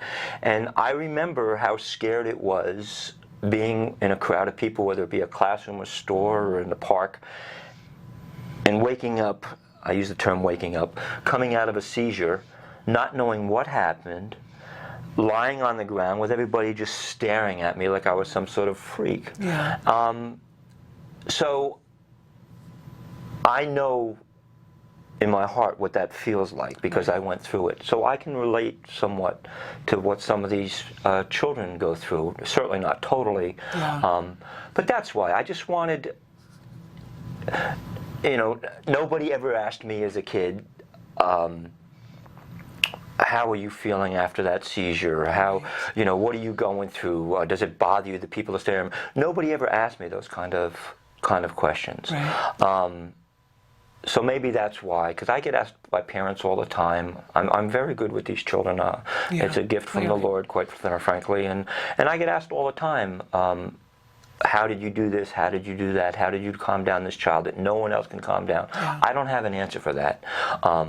But I guess it's because of what I experienced myself as a child, and that's what I try to do. Well, but clearly throughout the book, whenever you are introduced to a child, you demonstrate respect. Absolutely. From the very first moment, and compassion, and you do demonstrate listening. And what I saw throughout the book was that we were talking about this earlier about gaining compliance, and how we want our children to trust us, and the way that we do that is by showing them time and time and time again who we are and how we will react. And it seems very clear to me in the book that you are very good at conveying that to children very quickly, that you are somebody that is going to treat them with compassion. And you talk in the book, when you're talking about you having these seizures, your brother demonstrating that to you, that compassion, and that you trying to carry that forward. It's a very poignant moment in the book. Exactly. It's really lovely. If you're listening to this and you're thinking, okay, I'm outraged at these things happening in the classroom, and I said this to Richard, I can only talk so much about these negative things before I go, okay, what can we do about it? Because I can't be in a place of just saying, okay, this is what it is. I got to know what to do about it. So we're going to take a short break, and when we come back, we're going to detail some of the different things that Richard recommends that we can do, and that we can recommend that teachers and aides and administrators do, that are working, anybody who is being a part of our child's team and working with them, questions that they can be asking themselves to keep themselves in a place where they're showing respect for our individual children. So stick with us. More with Richard Stripp when we come back.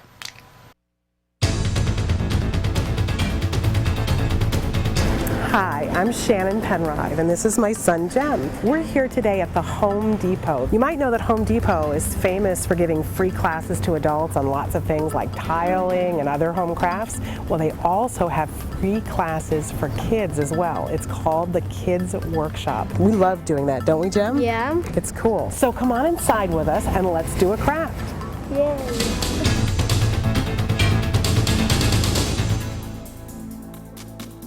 The Kids Workshop is a program that's been around with Home Depot almost since we've been a company, and it's been developed to allow kids in the community to come in and give them an opportunity to build something, to be able to create something, and be able to take just simple wood pieces and put them together with nails and hammers and screwdrivers and then paint them. So you do this every first Saturday of the month. Any Home Depot that you go to on the first Saturday of every month between 9 and 12, you can join different associates throughout different stores and build these projects with these kids. And do they have to do anything beforehand, or can they just show up on that Saturday? All they need to do is show up. We have all the tools, all the materials that the kids will need. We have aprons that we give to the kids that they can take home and maintain their pins. They get pins on a regular basis for completing projects. With that, they can keep track of how many projects they've done. And it's all free. It's all absolutely free, all provided. Which is wonderful. And Wilson, I have to say, you guys devised this for all kids to be able to do this. Correct. What I particularly love about it as an autism mom, it gives my child a place to come and learn a new skill, to socialize with kids of all kinds. Absolutely. And that's what we're here for. Home Depot is definitely loves to be involved with the community and bring the community in to work with us. That's what we love to do.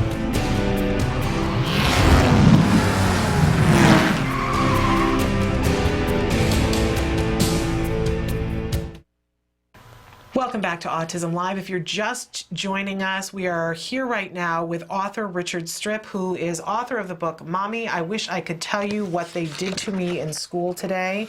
We're talking about what an important, pivotal book this is. And before we went to break, I was saying I can only talk so long about something, and then I got to talk about what can we do to make it better, right? Because we have to empower ourselves. But I want to stop for just a second and say, where can people get this book? Okay, the easiest way is to just go online onto my website, which is mommyiwish.com, and there's a link there to purchase it. Everyone carries it. Barnes & Noble has it online. You can get it in the Nook version or paperback. Amazon has it for their Kindle.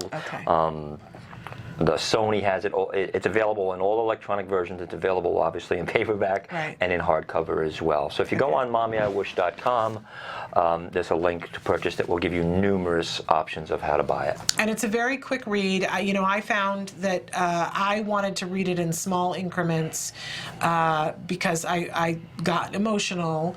But I know other people, read it and read the whole thing in one sitting. It's very readable, and I think once you get a little ways into it too, you almost can't stop because you want to get to what can I do. So let's talk a little bit, and I wanted you to read a little bit to us from page 102 of the book. Okay. Some questions that you put down in writing about what somebody can be asking themselves to see if the way they're behaving with a child is proper and respectful.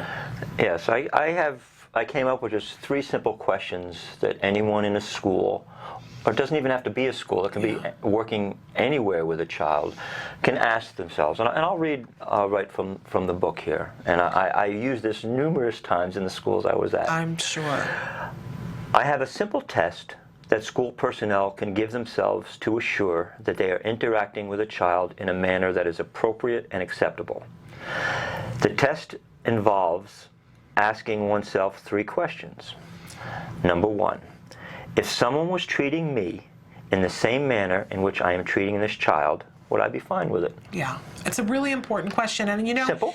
It's simple and it's to the point, and a lot of times people might think, duh, but I think some people are not thinking in these terms, and it's a good question. Okay, question number 2. Question number 2, if someone was treating my son or daughter in the manner in which I'm treating this child, would I be fine with it? Yeah, because if you're not, then you should not be behaving in that way. And of course, number 3. And number 3, and this is very important. Cuts right to it, doesn't it? If this child's mom and dad were standing there watching me, would I still be treating this child in this manner? Absolutely. And then I go on to say, I believe that if one can answer yes honestly to all 3 of those questions, then they are most likely fine in how they are treating that child.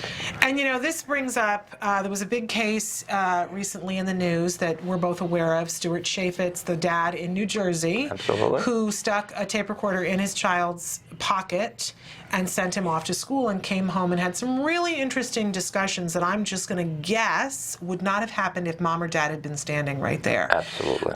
You know, and I don't really understand how anybody can defend themselves if they're willing to answer those questions honestly.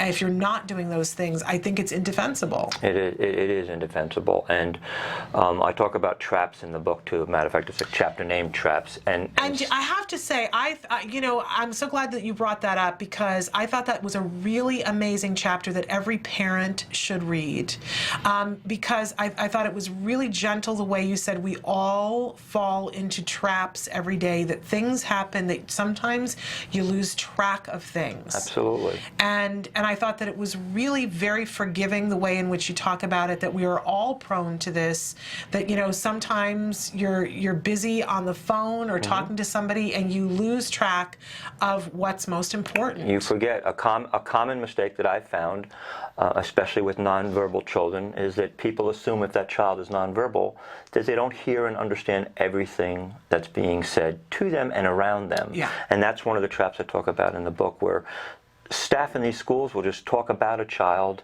right in front of the child, like the child can't understand what they're saying. And they say horrible things about the child's hygiene, about the child's parents. Right. And it's just terrible. And it's a trap that they fall into.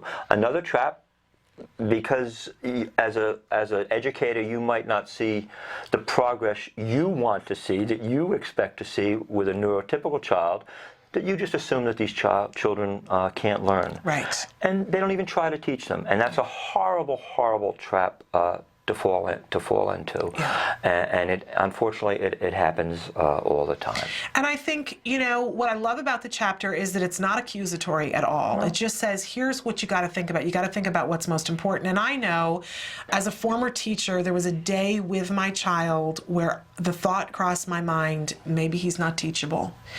You know, I didn't know enough about autism in that moment, and it did. The darkest moment, the darkest day, but the thought crossed my mind, because I'd tried so many different things. I hadn't tried ABA yet, but I had not been able to get my child to learn the most rudimentary of things after he descended into autism, and I thought, oh my goodness, maybe my child is unteachable.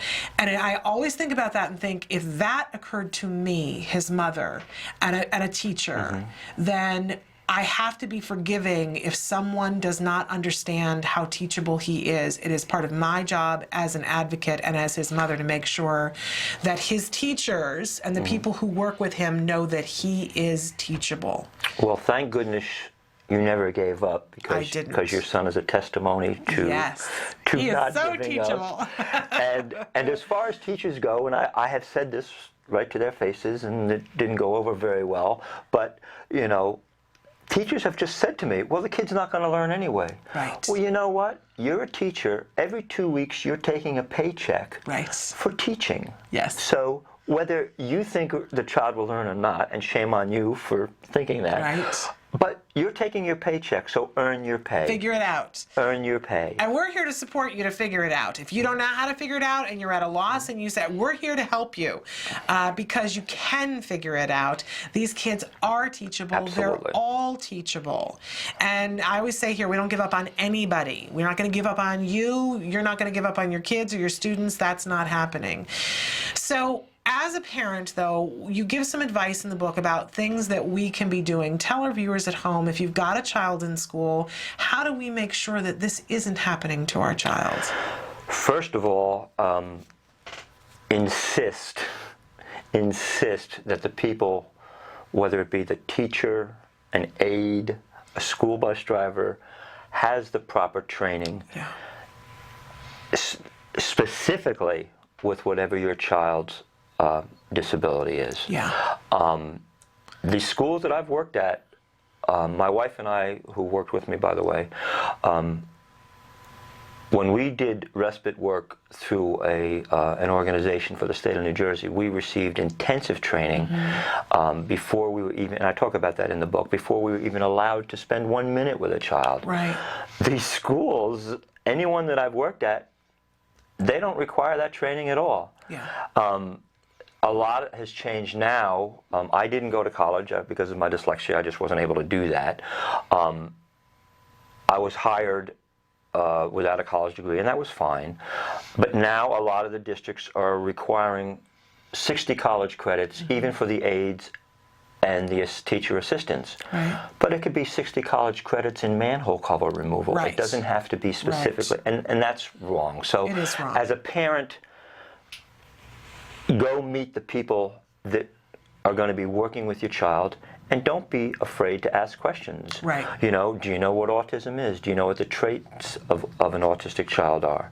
Because if you don't, if you're going to be upset that a child is flapping his hands and moving his head, and you're going to restrain that child because that's bothering you, which I talk about, and that happens, Yes.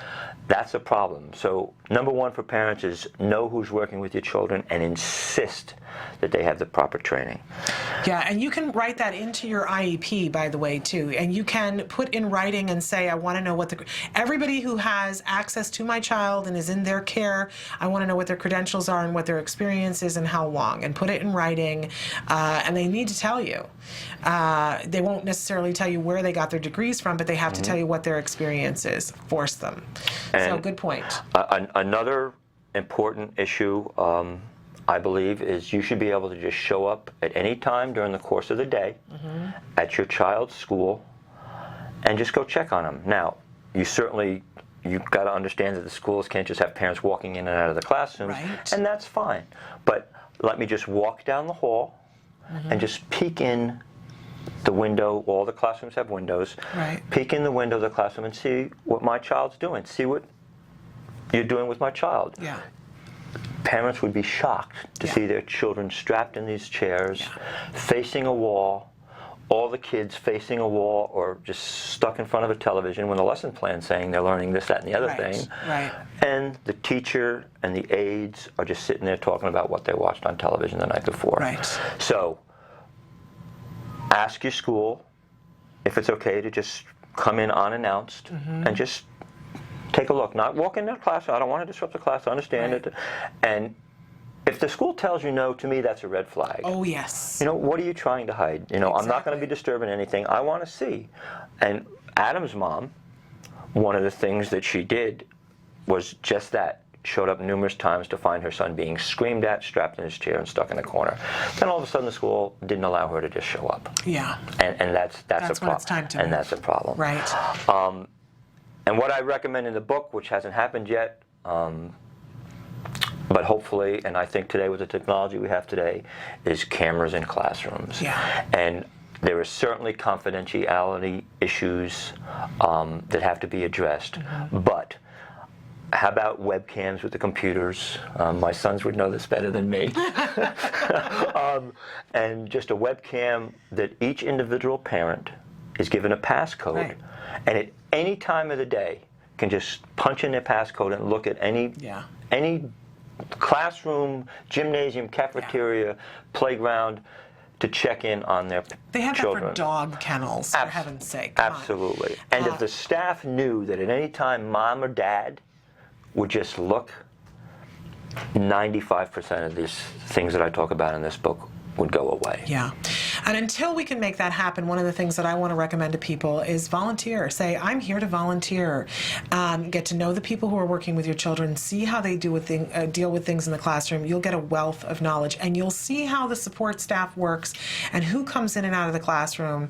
You know, I had the opportunity when my son was little to volunteer like twice a week. And I know everybody doesn't have that opportunity, but find the time to volunteer. And I grew to have such a bigger respect that, you know, both the vice principal and the principal at my son's school do unannounced drop-ins on every single classroom every single day. Absolutely. And you gotta love that, because nobody's getting away with anything, right? And you know what? The teachers are all so good, and they know that's happening, and that's what and if your principal isn't doing that, put pressure on them too, because there's nothing more important than them knowing what's going on in every single classroom every single day. And the principals, I talk about a couple of principals in my book. Yes. If they don't have the right attitude, yeah. The staff goes isn't from even the top down. Absolutely. When I had numerous meetings with the principal of the one school and I complained about what was going on, the principal's response to me was, well, Rick, you can't change people. Right. And that's just ridiculous. It's absolutely ridiculous. And you know what? If they don't want to change and you're not going to hold them accountable and insist that they do their jobs, there's the door. Right, for all of you. Yeah. You and them. Absolutely. Yeah, how about doing your job? Yeah, how about Lead. that? How about earning your pay? And this job sometimes is not easy. It is not a job for everyone. You have to be a very compassionate person, you have to be a very understanding person, and you have to be a very patient person. And sometimes children will act out physically and turn their aggression towards you. If you take that personal, you shouldn't be there. Absolutely. Because it is not personal. Right. That child does not mean to hurt you. That child is acting out for numerous reasons. Again, all behavior is communicative. Communicative, yes. Thank you. It's a mouthful. It's a mouthful. And so even the best people can get burnt out. Yes. And you know what? Sometimes take a step back. If you're a one-on-one aide with a challenging child that you're having a hard time dealing with, and you need a break, tell your teacher, tell the principal, you know, I need a couple days to just walk away, and I need a change of pace to just get myself together. Absolutely. Because you don't want to get burnt out. These children deserve better than that. They do. They do. And good people who are able to say those things, they deserve to be able to have that break as well. And you've mentioned a couple of times, but this really is a family affair for you with your family. Yes, it is. So you worked in a classroom and did respite, and your wife? My wife is still working in a school district. My lovely wife, Liz. She's working in a school district with special needs children. She also did respite work with me through the same organization that I worked with. My son, Dan, My son Dan is a special education teacher with his master's degree in special education, and he has a bachelor's degree in developmental psychology, and he teaches an autistic class of 4th graders in a public school in New Jersey. And my son Ricky is also a college man with his degree. Both of my boys went to the College of New Jersey, and Rick Jr. Was gracious enough to write the beautiful things on the back cover of the book, and Dan edited the book for me, and found numerous spelling errors and stuff on my part, and punctuation errors. Well, it's a family affair, and it's a wonderful thing. I really encourage you to get Richard's book. Mommy, I wish I could tell you what they did to me in school today. My daughter reads it and cries. Well, I think it's unlikely that you will read it and not shed a few tears. So get the box of Kleenex ready. But there's a lot of information in here that will open your eyes and help you to. You always talk about about this, be a more efficient, more effective member of your child's team.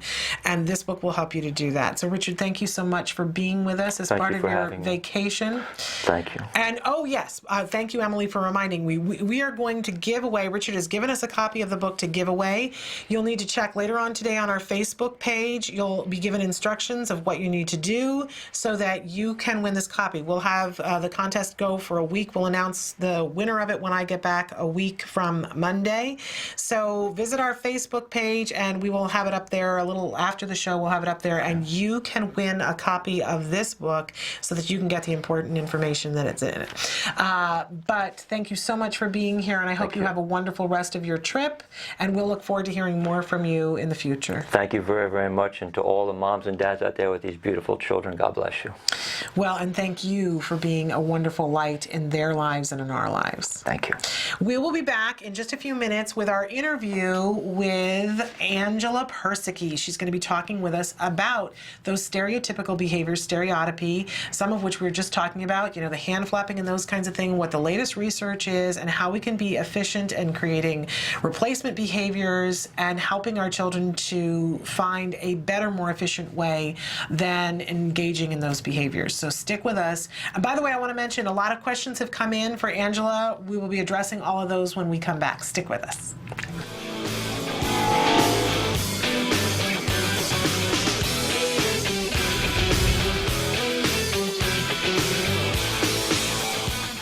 My name is Crystal Shepard, I'm Pete. and our son Logan was diagnosed in February of 2003. Wow, it seems like a long time ago. Yeah. We were fortunate enough to find CARD when he was 20 months old.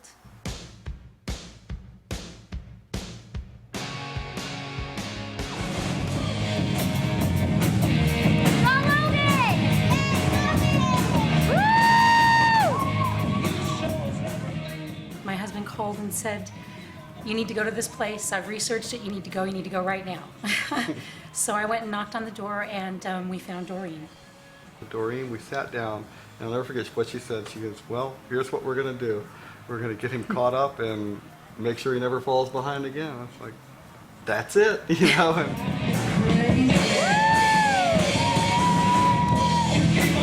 He's a very fun, popular kid. He Rock never star. Rock star. He's a drummer, quite an accomplished drummer. He never stops talking. He's got a funny story and a smile for everybody that he meets. And it's pretty amazing. He's a completely different kid.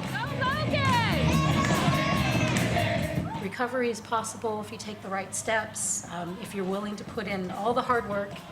And 7.5 years, yeah, it's a lot of work. It's worth every little bit, and CARD's been there with us every step of the way.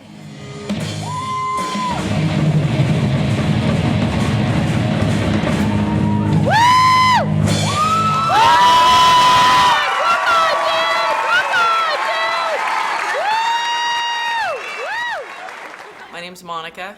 And I'm Mark. And we have a son, Riley, and he is autistic.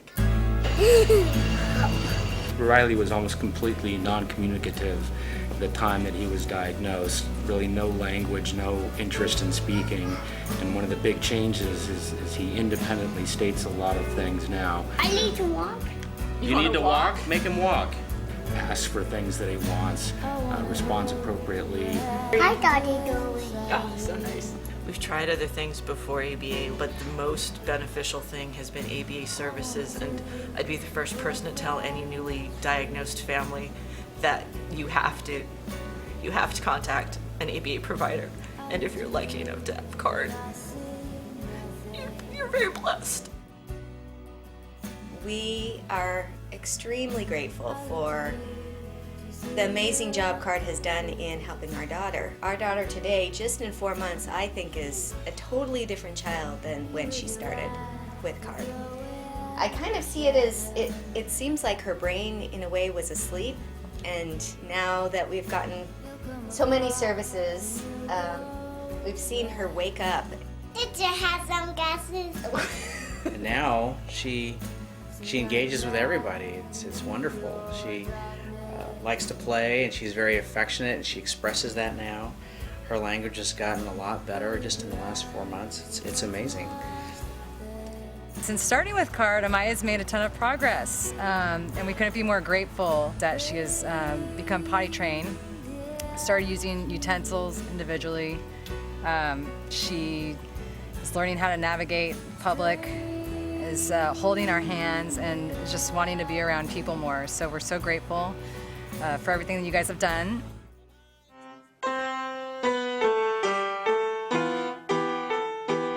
Hi, Dr. Persicke. Congratulations on your 20-year anniversary of CARD. I love all my CARD teachers. They are the best. And now I'd like to play you a Beatles song. It's called Cross the Universe.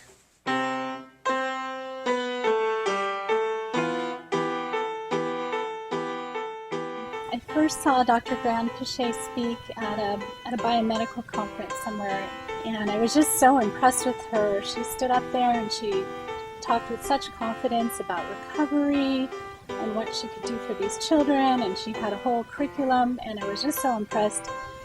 But she said things like, you know, teach them, help them to develop these other skills that they have. And I thought that was so neat hearing that from her, that it would be good for them socially and help them to bridge with others. And so over the years, that's actually something my son has developed. You know, if he hadn't had speech therapy or OT over the years, he probably would be just about, you know, pretty much the same child still, not so different. But if he hadn't had CARD, I mean, he would be a completely different child. This program has unlocked the door for him to have a bright future. Bye. Thanks for watching. My name is Rachel Pekorski, and I have a son, Kyle Pekorski, who's 7 years old now. Cool art by Kyle. Around 15 months, we noticed that he had lost some speech, that he was headbanging, he had tantrums, and we were lucky. We waited and we got in with CARD, and it started working right away. I have another exciting feature. If you put more marbles in, they alternate. He's in a second grade class. He's at the top of his class. He reads over 100 words a minute. He's reading at 5th grade level. He loves space and astronomy, and he'll tell you, you know, why does Venus rotate backwards? Yeah, why don't the marbles go up? Why do they go down? Because gravity. And he's always wanting to know more. Why you're the one that takes the microphone? He loves to surf. First, I didn't want to surf, but now I love to surf. He loves to horseback ride. I won a trophy. You have made a difference in his life. CARD helped me to save. I owe everything to you. Now, who built this? I did. And are you a good builder? Yes!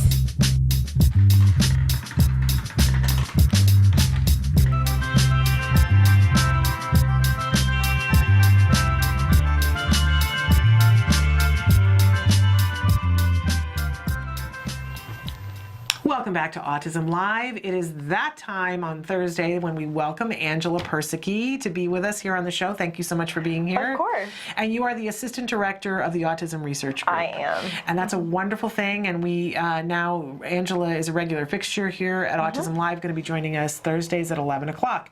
And I have to remind all of you that you can be writing in with your questions, and you guys have been. If you're watching us right now on autism-live.com, and it says live across the top, then the question box is open. You guys have been writing in, and we are going to address these questions in just a second with Angela.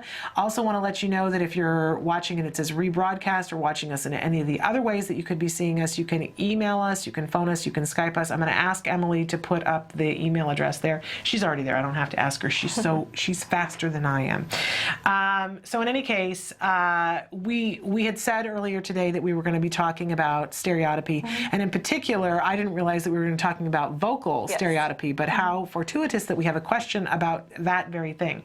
But before we get to that one, I want to address the first two questions that we had. And I'm showing it to you right now on your screen.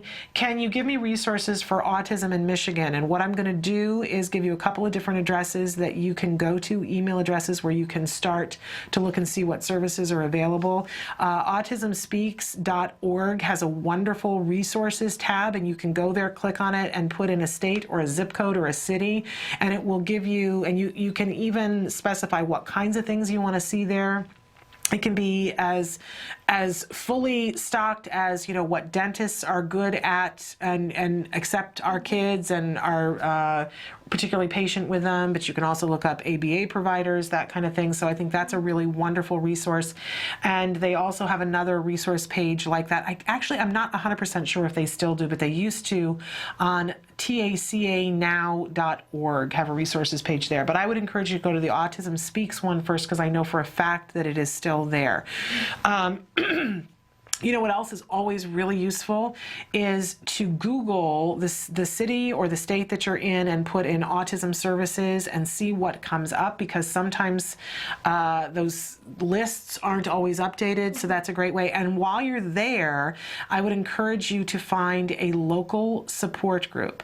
You can do that through a Yahoo group, you can do it through a Google group, you can go on your Facebook and put in Autism Michigan, and you will see all these different things that will come up, and get yourself in a local support group. I always advocate that you get a more global one too, but it's going to be so helpful to you when you're in that local support group, so that you can ask questions like, you know, who's good at this? Who cuts hair and is going to understand that my child doesn't like the buzz of the clippers, or won't tolerate scissors, or is going to need to take 3 breaks, you know?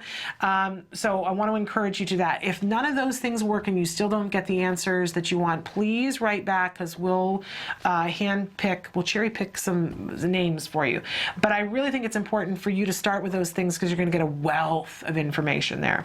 As well as the Behavior Analyst Certification Board, the BACB. You know, that we were talking about that yesterday, and I was going to research and find out what the actual website is, but you would know. Yes. Tell us. It's BACB.com.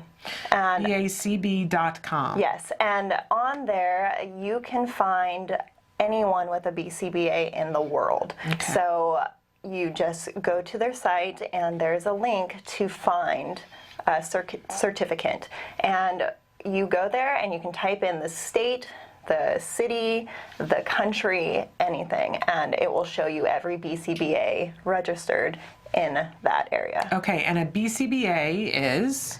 A board certified behavior analyst. Yes, and that's going to be really important to know. In fact, we brought this up yesterday. I'm so glad you reminded me of this. We were talking about yesterday that it's important to know who's working with your child, and they are in fact credentialed and experienced. And that recently there was a case in one of the northeastern states where a woman was supposedly providing ABA services, said she was a BCBA, and no one bothered to check. She was not. She was just lying. And that you should never take it for granted. I guess we're at that point in the game where people are going to say things and be dishonest and take advantage and try to bilk insurance money from people. So whenever you start to work with somebody, even beforehand, check to make sure that they are someone who is properly credentialed. And of course, all BCBAs are not experienced in autism. That's true. So you want to make sure that it's a BCBA who is experienced in autism and experienced with the kind of things that your child is exhibiting. And there are other people besides BCBAs who work in the field of ABA as well, like licensed psychologists and people like that. So, but great time saver to work, and we talk about all the time, working with a BCBA who has experience with autism. Yes. Really beneficial.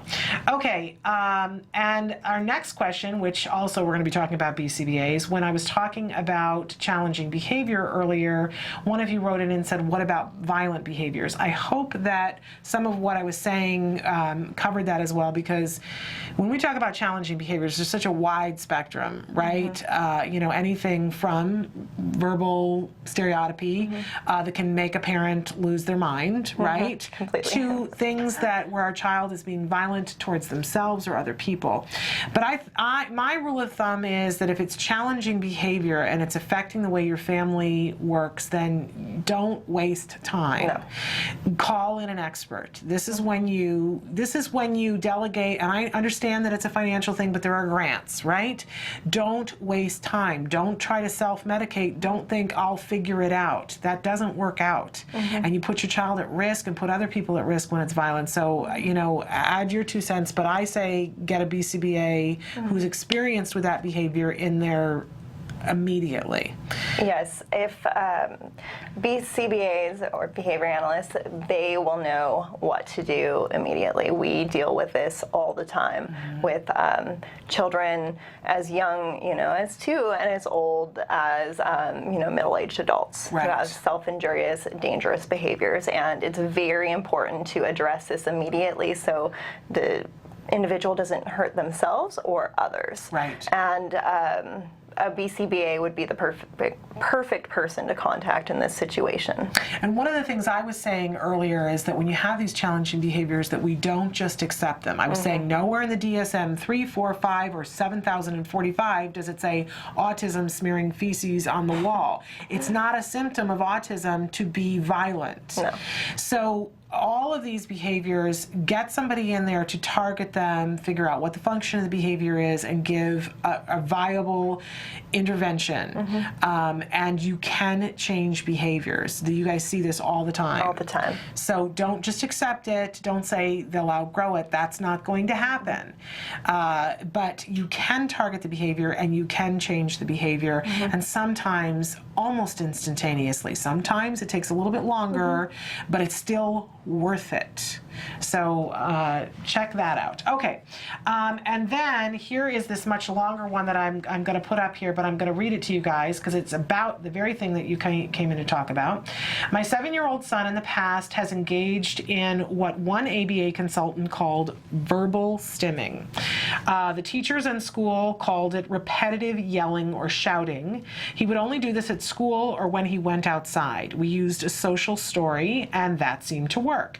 When we started homeschooling him, the verbal stimming virtually stopped last November. Now it has returned again with a vengeance. He doesn't do any verbal stimming at home, but he does when he goes into any new setting that has a classroom. I have noticed this because I like to take him to Vacation Bible School to work on social skills during the summer. Last night it hit a crescendo. Normally he will calm down within 10 to 15 minutes. He went nonstop for at least 45 minutes with verbal stimming. And I'm putting those air quotes there because she's got it there too, and we want to talk about that stim word. We couldn't even enter the building, and we used to come here every week. I tried several times. What can I do to help him? I'm going to show you guys this question so that you can see what I just wrote on the screen. And I want to just give a little disclaimer that we're always here to help and support, but I want you guys at home to realize that you could write us a small novel here and we're still not going to know everything, right? And we never want to be in a position where it seems like we are giving, carte blanche, child-specific information, because that would be a disservice to the individual child. You understand that for somebody to really be able to determine what's going on, they're going to have to come and look at the situation, spend some time with the child. Having said that, because we're never going to give child-specific advice, there are some different questions that we can pose for you to consider and some different things to think about, right, Angela? Okay, so let's take this on. Okay, so verbal stimming. Put that in the air quotes. What is that? So stimming refers to self-stimulatory behavior. So we assume, or someone may assume, that whatever the child is engaging in helps to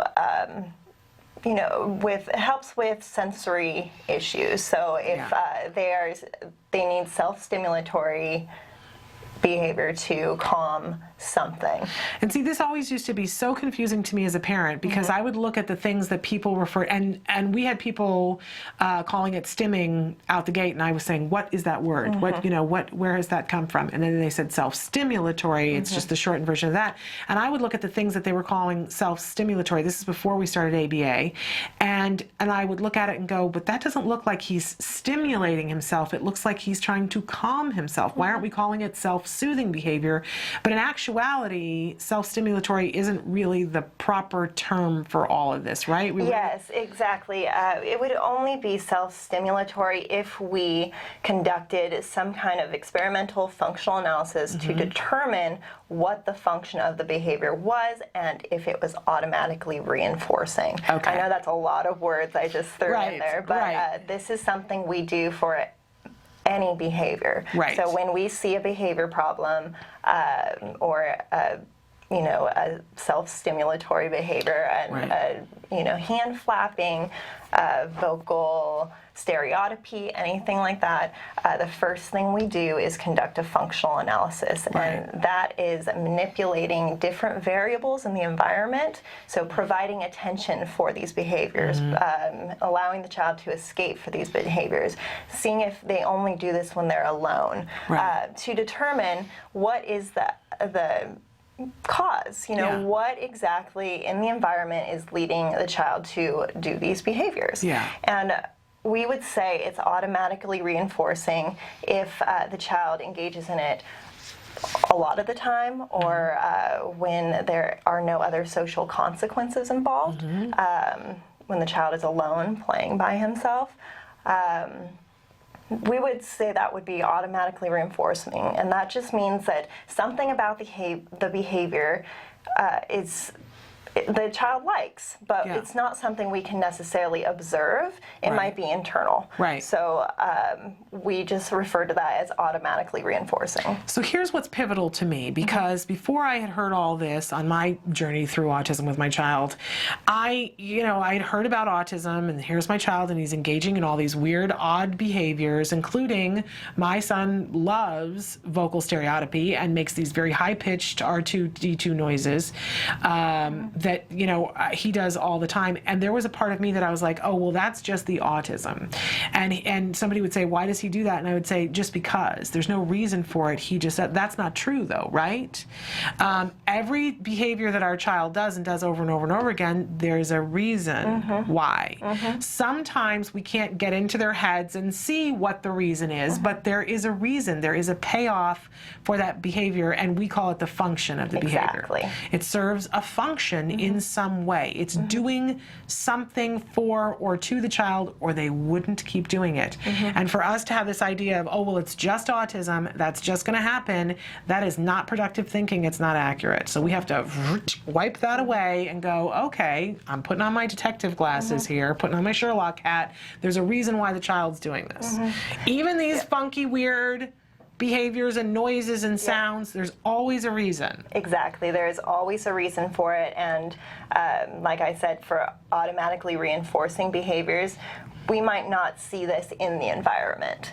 So it's harder really why. then to figure out. Exactly. We don't have access to what it is exactly that's reinforcing. And, to an extent, we all do a little bit of this. Like we all, tap or click pens, or numerous behaviors that are the same. They're reinforcing to us in some way, and that's why we keep doing them. Absolutely. So, when I'm concentrating on something, I'm somebody who, will frequently sit and rock in a chair, and I think about that and go, oh my gosh. But we all have something like that we do.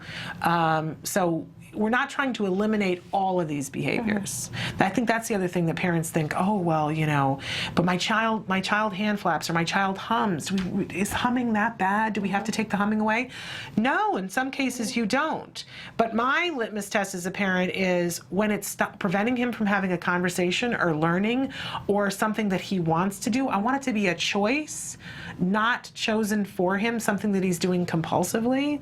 Is that pretty much? Yeah, exactly. And that's what we want to do as well. We want to create opportunities for the child to function in their environment appropriately. And if verbal stimming or any type of hand flapping, anything like this is interrupting their learning or, making it so they might have some ridicule from peers.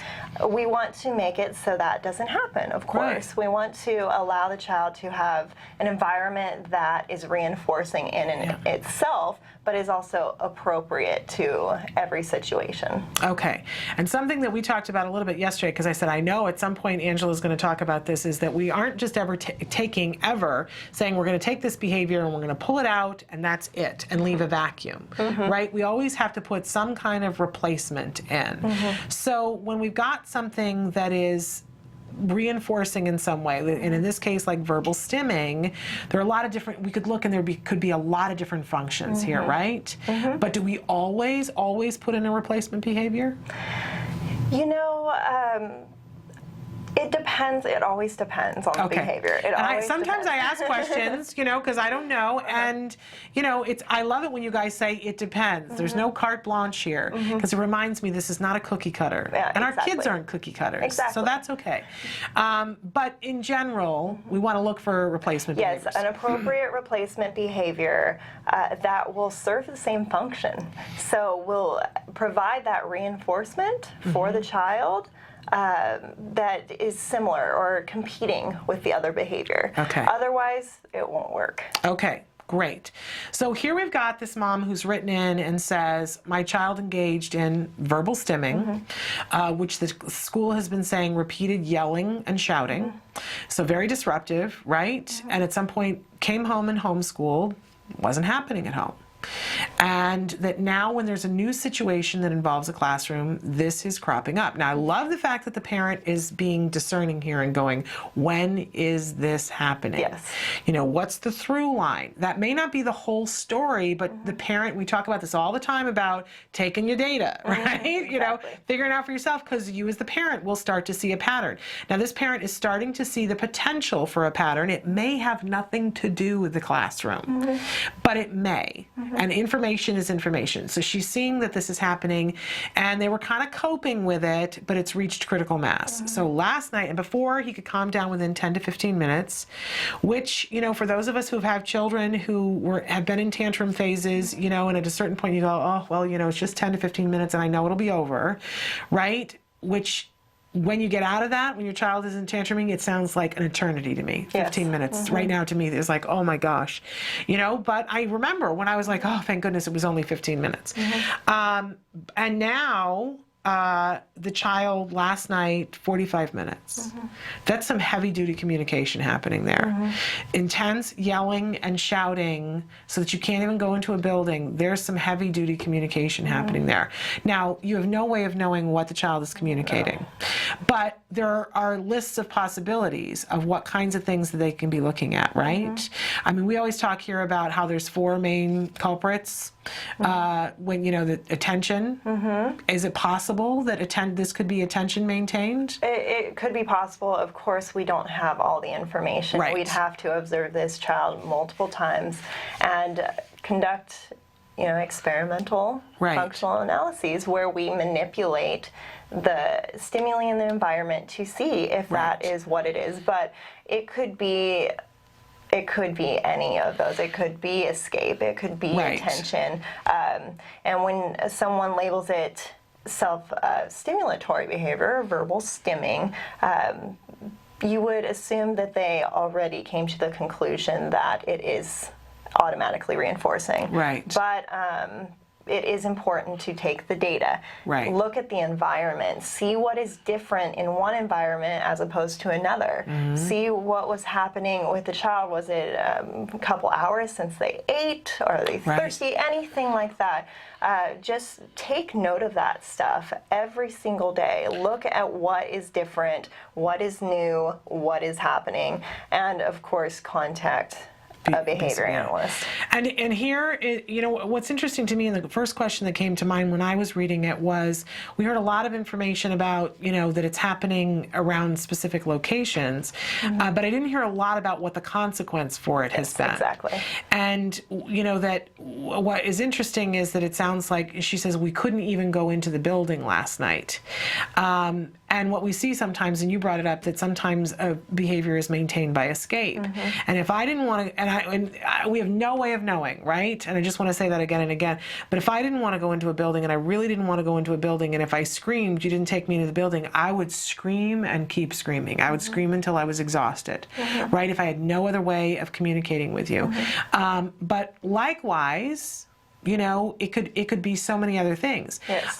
Because it may be, there's so many different variables. It could be that as much as it's around a classroom, that they're being left without mom, and they want to keep access to mom. So you can't possibly know, but there are interventions for each one of those functions, and that's what I want you to know. But you're not going to be able to apply them with any efficiency until you know what the function of the behavior is. Exactly. So that's what Angela was saying about get a BCBA and have them look at all these different things, because you can't, and as a mom, let me just tell you that, I'm always looking for what the function of the behavior is, but when it's your own kid, you really, it's tough. next to It's impossible. really You're not tough. going to be able to figure it out by yourself. You really aren't. You're going to need somebody else to come in and do that. But if they do, how likely is it that this behavior is going to change and change quickly? Very likely, especially with consistency, and if the intervention matches the function, of course. So, and you will see this almost immediately, within a day or two, you'll see the behavior start to decrease if the function matches. Yeah. So it's really important to get that right. And if we're looking at a behavior and you do determine that it is automatically reinforcing, you'll be able to see pretty quickly if in a certain environment, or if providing attention, anything like that, changes the behavior. Yeah, very quickly. So again, we want to give them the BCBA site that they can go to and look for a BCBA in their area. Yes. And so tell me what that is again. It's BACB.com. BABC. Is that what it is? I'm sorry. I know it because we're BCBAs, that's right. Board Certified Behavior Analyst, but this is the Behavior Analyst Certification Board. Okay. BACB.org. Okay. So you can go there, find a BCBA, and get to work on this. So you can start to see a difference. Don't wait. Yeah, don't wait. I'm imagining if a child is screaming for 45 minutes, they're in some distress, and I can just imagine as a parent how much distress you were in, and not having access to a place that you have previously said you want to go to on a weekly basis. Really super important. Okay, we are going to get to some of the research that you've been talking about. We are, but I just want to say we've got some more questions and answers here. I just have to mark that one complete. Somebody wants to know how you can tell if your child has autism. You want to field that, or would you like me to run with it? You can go ahead and run with it. Okay. And I'll I would encourage you, if you're wondering if your child has autism, to first of all take a look at the DSM-4, which is the current criteria. You can go on Google and put DSM-4 autism, and you can take a look. It's something that you can also Google. We have covered on this show before what the criteria is. But I will tell you that as a parent, you are not going to be as objective as you need to be. But I would encourage you to contact your local it depends in each state. It could be a regional center. It could be the health department. I know it's that in New York State. I would go on Google, find an autism support group in your area, and ask them, where do I go for a diagnosis? You can go to your pediatrician, and if you notice I didn't say that first, you can go to your pediatrician, but I can tell you that a lot of parents will tell you that they lost time because their pediatrician did not know the signs. That's just a deplorable to me. But I know I went to the pediatrician, and that cost me 6 months when my child could have been having therapy, because the pediatrician said he's fine. He had lost all of his verbal skills, and she said he was fine. So unless you have a pediatrician that you feel really confident, and I'm going to guess if they didn't already say to you, you need to go, that they are probably not the person to go to. Go to a local support group, say, who do I go to for a diagnosis? In some states, it's free. So ask that local support group. Don't hesitate. You know, a lot of people go to get a diagnosis and get sent home and told, no, your child doesn't have autism. So, you know, get the diagnosis or go and have them looked at. It may be that that's what you're dealing with, and if it is, you will be able to come to us and we'll tell you how to get started to give your child the appropriate help that they need. And you know, it's never soon enough. You know, you need to do it now. And if you see that there are some deficits that, you know, when you have your child with a group of peers, the child isn't, you know, performing at the same level as their peers. Anything that you have concerns about, seek out help to get a diagnosis. And even if you go to your pediatrician, like you were saying, a lot of pediatricians are not aware of the signs, the early signs, and they may say, wait it out a little bit, see if your child grows out of it. Go see someone else. Go see. Don't wait anything out. And there's no waiting it in out. California, it's regional centers, but it's, of course, it's different from state to state. So. It is. It's vastly different. But today, do it now. You can seek out a developmental pediatrician. They are qualified to diagnose. You can seek out a private diagnosis. And again, in some states, there are agencies. In New York State, there is the health department, and they do for free evaluations of children to screen to see if they have autism, but you have to ask. And I know other states it's vastly different, so check that out. Okay, and we had the person who wrote in the verbal stimming question did a follow-up and said that they did leave. They ended up leaving last night, that they're planning on trying again tonight. And any advice? And I want to say, you know, I would encourage you today, like even if you have to leave the program right now and go call a BCBA and schedule an appointment, I would encourage you to do that. And if they're going back tonight, my first go-to would be take data. Yes. Look exactly at what's happening, you know, note what's happening, note the consequence, note what happened before, be prepared, know that it's probably going to happen again, and think of it as a fact-finding mission where you're going to take data because it's going to help you save money and time when the BCBA comes in. You're going to be able to say, here's exactly, videotape it if you have to. Yes. It's a great tool for BCBAs to say, here is exactly what happened, because there might be something small that you're missing. I can't tell you how many times that happened to me. Where I would go, well, it was this, and then the BCBA would come and go, well, there was this other thing going on that I didn't know because I don't have 360. I lie to my son and tell him I do, that I have eyes in the back of my head. It's not true. So that's that. Anything that you would add to that? Just really note every single thing that you do. And when we say the consequence, we mean when the behavior happens, what happens right after it. So if he starts yelling, anything like that, do you say anything? Do you do anything? Do you move closer to him, farther from him? Do people move farther from him? Anything that's happening. And these aren't things that you readily think of. It isn't. You think, oh, I just need to stop it. I need to stop it now, and I'm going to try whatever worked in the past. But you need to note everything that's going on in the environment. And can I tell you how easy it is to miss something? My son was very big, you know, and it's still an issue sometimes for him that he will do some verbal stim stuff. And I, you know, thought I was taking all the data and that I was totally aware.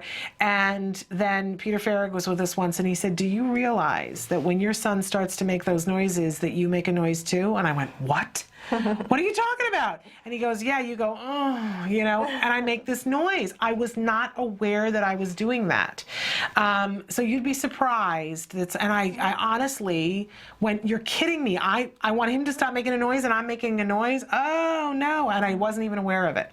So good luck and let us know how it goes. And when you get the BCBA to come in, will you do me a favor and write us back and let us know what level of success you have? Because I feel for you. That's really, really rough. We had somebody respond to the Michigan thing, but I'm going to get to that in a couple of minutes. I'll tell you what let's do. Let's take a short break and we're going to come back and have Angela tell us about some of this research that might also prove to be helpful to you. So stick with us.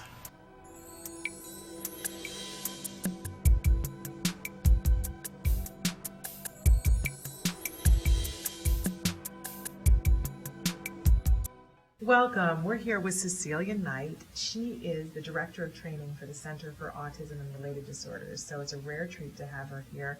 And right now I want to talk about self-stimulatory behavior.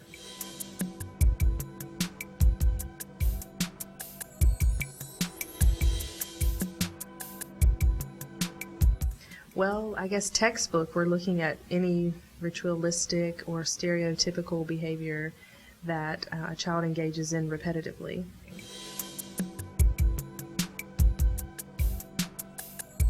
The thought is the more appropriate replacement behaviors that we teach, the more those items become more reinforcing and give the child access to whether it's visual stimulation or auditory stimulation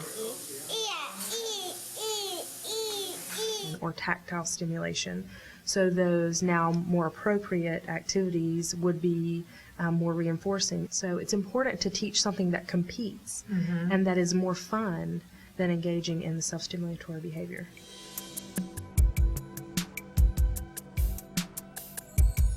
All self-stimulatory behavior is automatically reinforced, meaning the behavior itself feels good for whatever reason. I have no visual stimulation, so I flap my hand in front of my eye and now I have visual stimulation. So you're looking for a replacement that matches.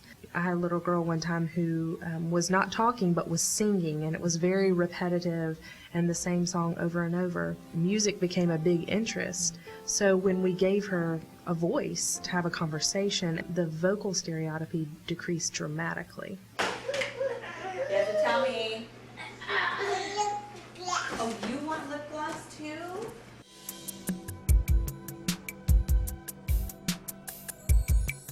Do you find that sometimes parents are hesitant or resistant to replacing a self-stimulatory behavior? Yes. It's very difficult to always be looking out for that self-stimulatory behavior. I do think you have to help a parent understand that those things like riding the scooter will eventually replace the self-stimulatory behavior. A lot of us have been there. That's not where we want to be. It just felt like, wow, I'm going to take away the thing that makes him feel okay, and he's working so hard and doing this. But also know that that's the point of intervention, is not to take away all the things that are reinforcing to the child, but to give them other options that are more appropriate. It's difficult to engage with your child many times in a self-stimulatory behavior because there's a pattern or routine and it's hard to engage with them. So trying to bring them into activities that are reinforcing with others. Where did they go? Oh, nice job. He needs a nose too. Where does his nose go? What else? What else does he need? This is my potato. Welcome back to Autism Live. You guys have been writing in with your questions on autism-live.com, and we love that.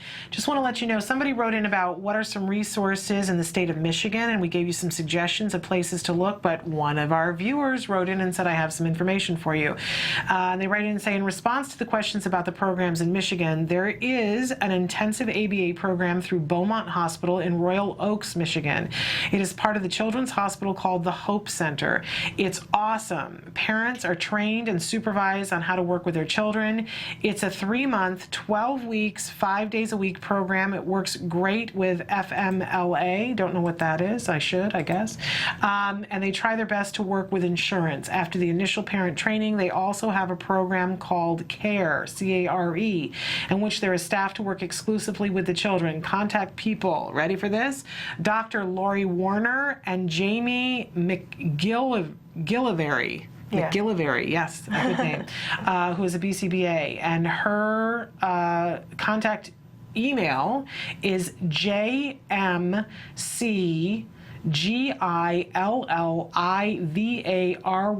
Again, that's jmcgillivary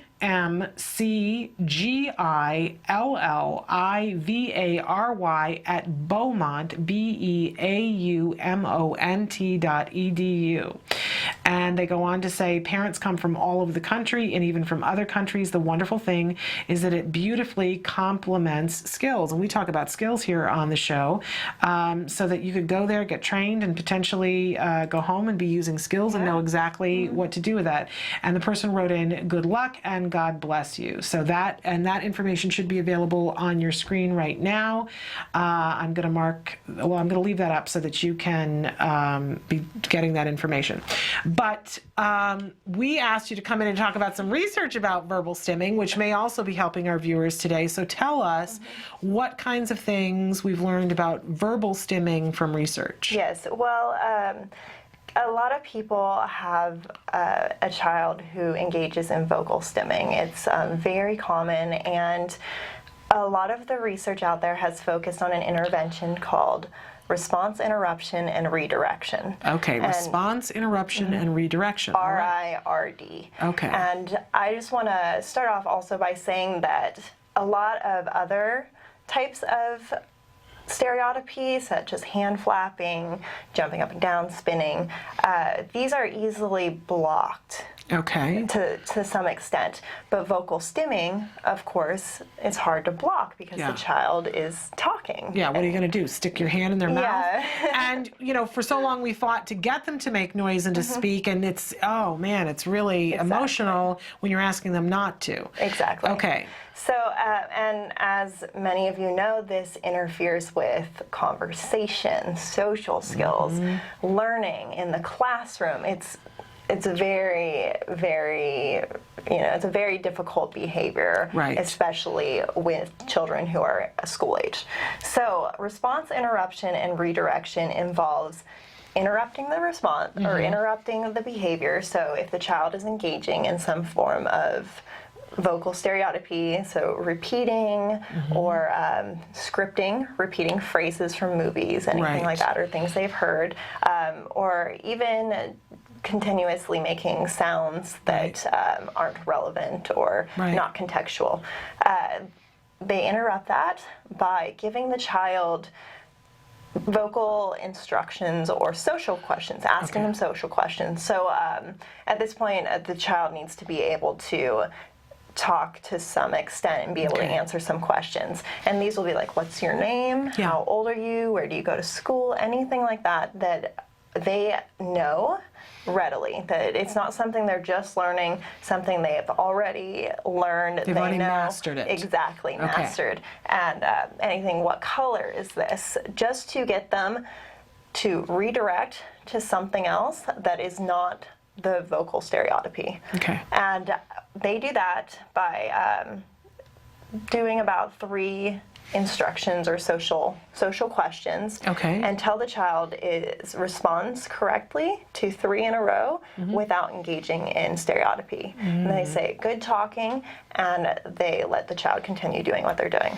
So it's about interrupting it and then redirecting them to something appropriate, like asking them questions and having them talk appropriately. Okay. And by the way, I wanted to mention that mastery was our jargon of the day. That's why I said it was like mastery. Okay, so let's imagine right now that I'm the child and that I've mastered my social ID questions. So I know my name, I know my age, and I know other questions like that.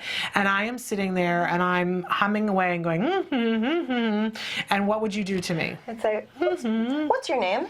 My name is Shannon. When's your birthday? My birthday is in September. What color is your shirt? My shirt is kind of, I don't know what, tangerine. Good talking. And then you can continue. Okay. And then if I go back to humming, I would do the same thing. So, what color is your hair? Today it's brown. What day is today? Today is Thursday. What is your favorite movie? To Kill a Mockingbird. There you go. Good talking. Okay. Now, what I noticed about this, and I, put you on the spot there to do it right then, because sometimes, we go, I think I got it, but we really don't have it. And so what I noticed about that is that we're not saying, why are you humming? No. And we're not calling any attention to the humming whatsoever. We don't say, that was good, you didn't hum while you answered those questions, right? Because that's what I would do. Nag. Right? But we don't even bring that up. Nope. So we just interrupt, and not something, difficult, something that they already know. So we already have a measure of compliance with this child. Exactly. Too. And we're praising them for, do we also give any other kind of reinforcement? Yes, so any other time, if we are working with the child and instead of humming, they'll look at you and say, oh, what toy is that you're playing with? Any appropriate conversation, you'll reinforce it. Okay. And this has, there's quite a bit of recent research on this, and it also works with not just vocal questions, but also, or social questions, it also motor instructions. Okay. So if you do have a child that just, you ask them a question and they will not say anything, right, you can say, touch your head, right, wave, jump up and down, anything like that, and that works just as well. But it's redirecting them away from the vocal stereotypy. Right. So if you say to them, let's say that they're humming or making these high-pitched noises and you say, touch your hair, I think in a lot of cases the kids are going to stop doing the noise and touch their hair. But in a case where they don't stop the noise, what do you do then? I've done this clinically as well. Okay. So they don't really focus on that as far as the research. They don't go into extent about that. Most of the RIRD, that's the short term for research, uses social instructions. But we've used a mixture of both, and we've given an instruction, okay, do it again without humming. Okay, so that would be the only instance in which you would draw attention to it. And I think it's really important too that when we're asking these questions, we're not asking like, would you like a cookie? Because we don't want to run the risk of making the child think that in any way pairing up that I was making this noise and then I got a cookie for it. Right, so that question we don't want to be asking, those kinds of questions. Exactly, and that's why it's just social praise that you give them after complying with the instructions. Good talking. Good job. Thank you. Whatever it is, social praise. And then if they do engage in appropriate manding, which is just asking questions and or just engaging with you in conversation, you can provide them with a larger reinforcer. Okay. So the three questions that we're asking in the beginning, we want to give the praise for it, but if they abandon and don't go back to the whatever the verbal stimming was and further engage, that's when we're going to bring out the big guns reinforcement. Exactly, and this works very well. Okay.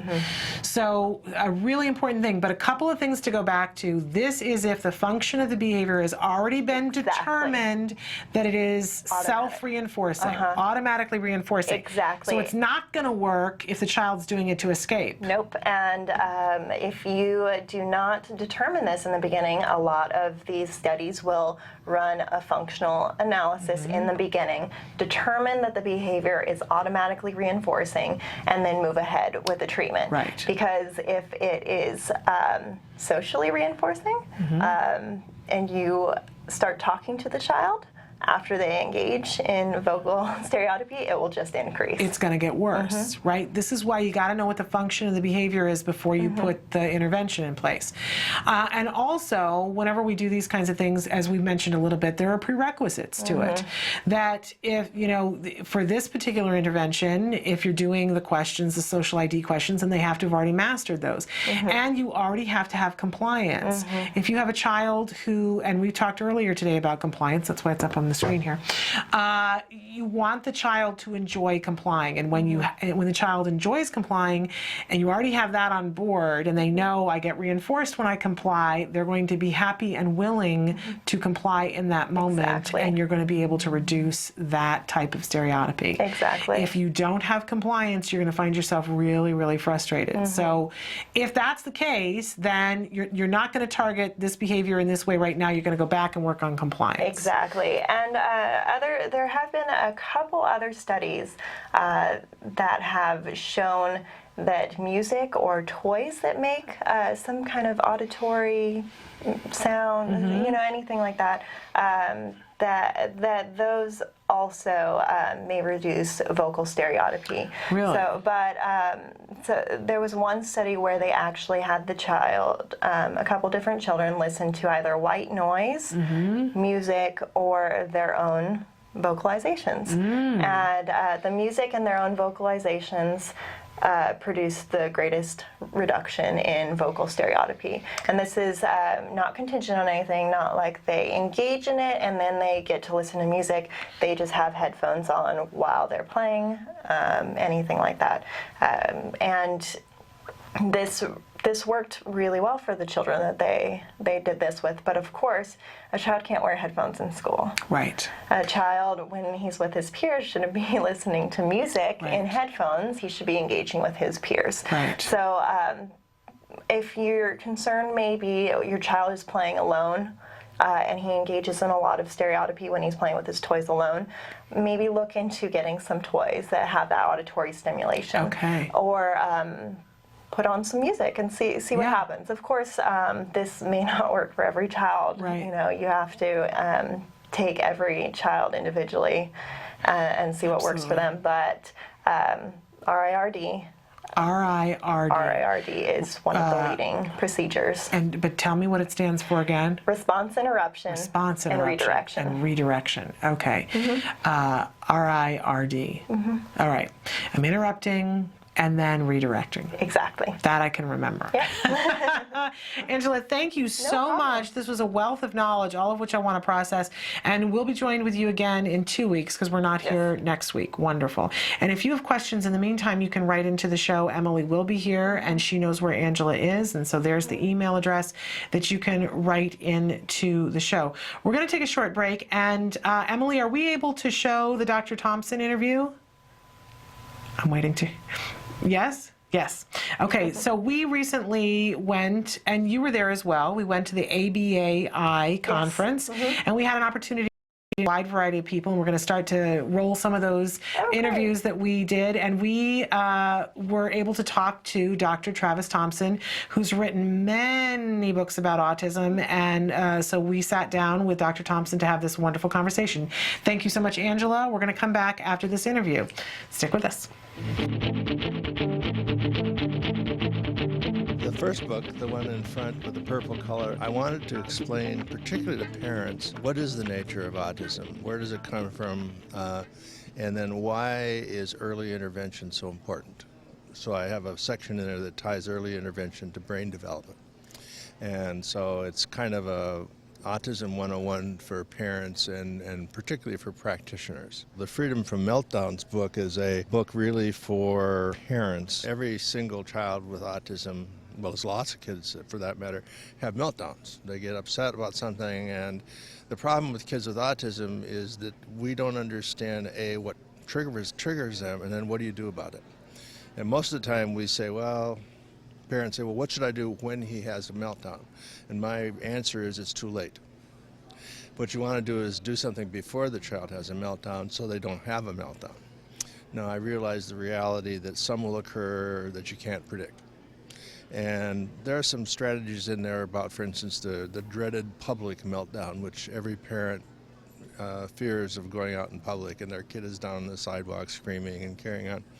So, yeah, there are some things you can learn to do that will make life a lot easier. The Straight Talk book on autism, that is also specifically for parents. And the structure of the book takes the reader, the parent, through daily life. What are some of the things you can do? Like, for instance, parents will often ask me, well, what do you do about chores and responsibility at home? Well, I have some good ideas in there. I think every child with autism should have chores at home like all the other kids. And what do you do about notions of morality? Does a child with autism, well, not all of them, but they understand a lot of stuff that you would be surprised. And so how do we think about that, and then what can we do about it? The most recent one, this Individualized Autism Intervention book, is really primarily to help parents think through the question, what do? I go to my pediatrician, or I go to school, and they tell me, well, there's this therapy and that therapy and the other therapy, and I say, well, which one is right for my child? And they say, well, you know, the evidence isn't altogether in, and they're all good for some children, which is absolutely worthless to parents. What they want to know is what will work for my child. What I've tried to do in this book is to lay out, like in a table, all the different kinds of interventions and how are they similar and how are they really different. Some of those differences don't matter. They're just kind of frosting. And some of those differences are critical. And so I think it's important to understand which are which. Then what I ask myself is, if I have a child with autism, how much do I want to have him engaged in or her engaged in a naturalistic approach, which is very popular, as opposed to a more structured approach, like a discrete trial approach. And there's a scale in the book that lets you evaluate each child and say, well, what's the balance for this kid? So the parents are not put in a situation of having to say, I'm pledging allegiance to the discrete trial approach, or I'm pledging allegiance to pivotal response training. But what's the balance of those types of interventions for this particular child today that makes the most sense? Welcome back to Autism Live. That was Dr. Travis Thompson, and I have to say I so enjoyed sitting and talking with him, and we talked, of course, much longer than that, but I thought it was really important and pivotal to show you some of the books that he's written and what they contain. One of the things that we talked about after the cameras were turned off is that he is the very proud grandpa of someone on the spectrum, and it was such a really empowering conversation, you guys. That I said to him, oh my gosh, what was that like, having to have a conversation with one of your family members to say, you know, I think your child needs to be looked at. And I said, wasn't that difficult? And he said, no, why would that be difficult? And I said, well, because I'm sure that isn't something that you wanted to say to your child, you know, that I think your child has this diagnosis. And he said, you know, I have to be honest with you, that I was in the space of thinking to myself, there's all kinds of help and hope available for this child. So there was no hesitation. I'm sure, you know, that it wasn't the favorite thing of the family to hear, but, you know, we know that there's help. And he said, so I thought of it as empowering. It already was. It wasn't like, you know, I was creating something that wasn't there. I was just making them aware of so that they could get the help that they needed sooner. And it gave me chills, because I thought, what if we could all be in a world where that is the case, where when your child needs help, there are people who are there and call it to the attention in a very mature way, secure in the knowledge that you're going to be able to get the help that you need, and that's the world I want to live in. I don't know about you, but if we know autism is a fact, and we know that more and more of our kids, until we can figure out the whole conundrum, the responsibility is there to get them the help that we know works for them now. Really super important. So check Dr. Thompson out and check his website out, because he's an amazing individual with a wealth of knowledge, and someone who it's personal to him, right? He'd been working in the field for a lot of years when that happened, but it's very personal, and he's very empowering. I also want to remind you that we started this show with information about a young man, one of our viewers and a part of my global support staff, who wrote into us last night and said that her nephew had gone missing. I want to remind you that Ryan, and his last name is Putnam, has been missing since Sunday morning at 3 a.m.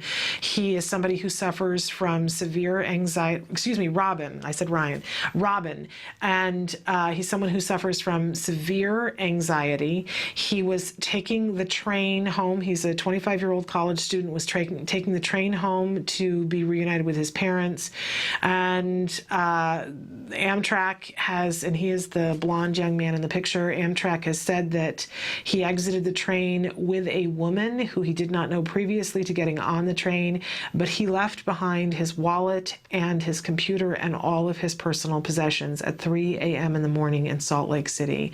The family has asked that if anybody has information about, if you were on the train, know somebody who was on the train, if you're in Salt Lake City and spot this young man, would you please call the number on the screen? It is the Salt Lake Police Department, 801-799-3000. 3000. Again, that's 801-799-3000, because this young man needs our help at this time, and we want to bring a safe and really positive end and quick end to this story, but a positive one. So please, if you know anybody in the Salt Lake area, forward this information to them.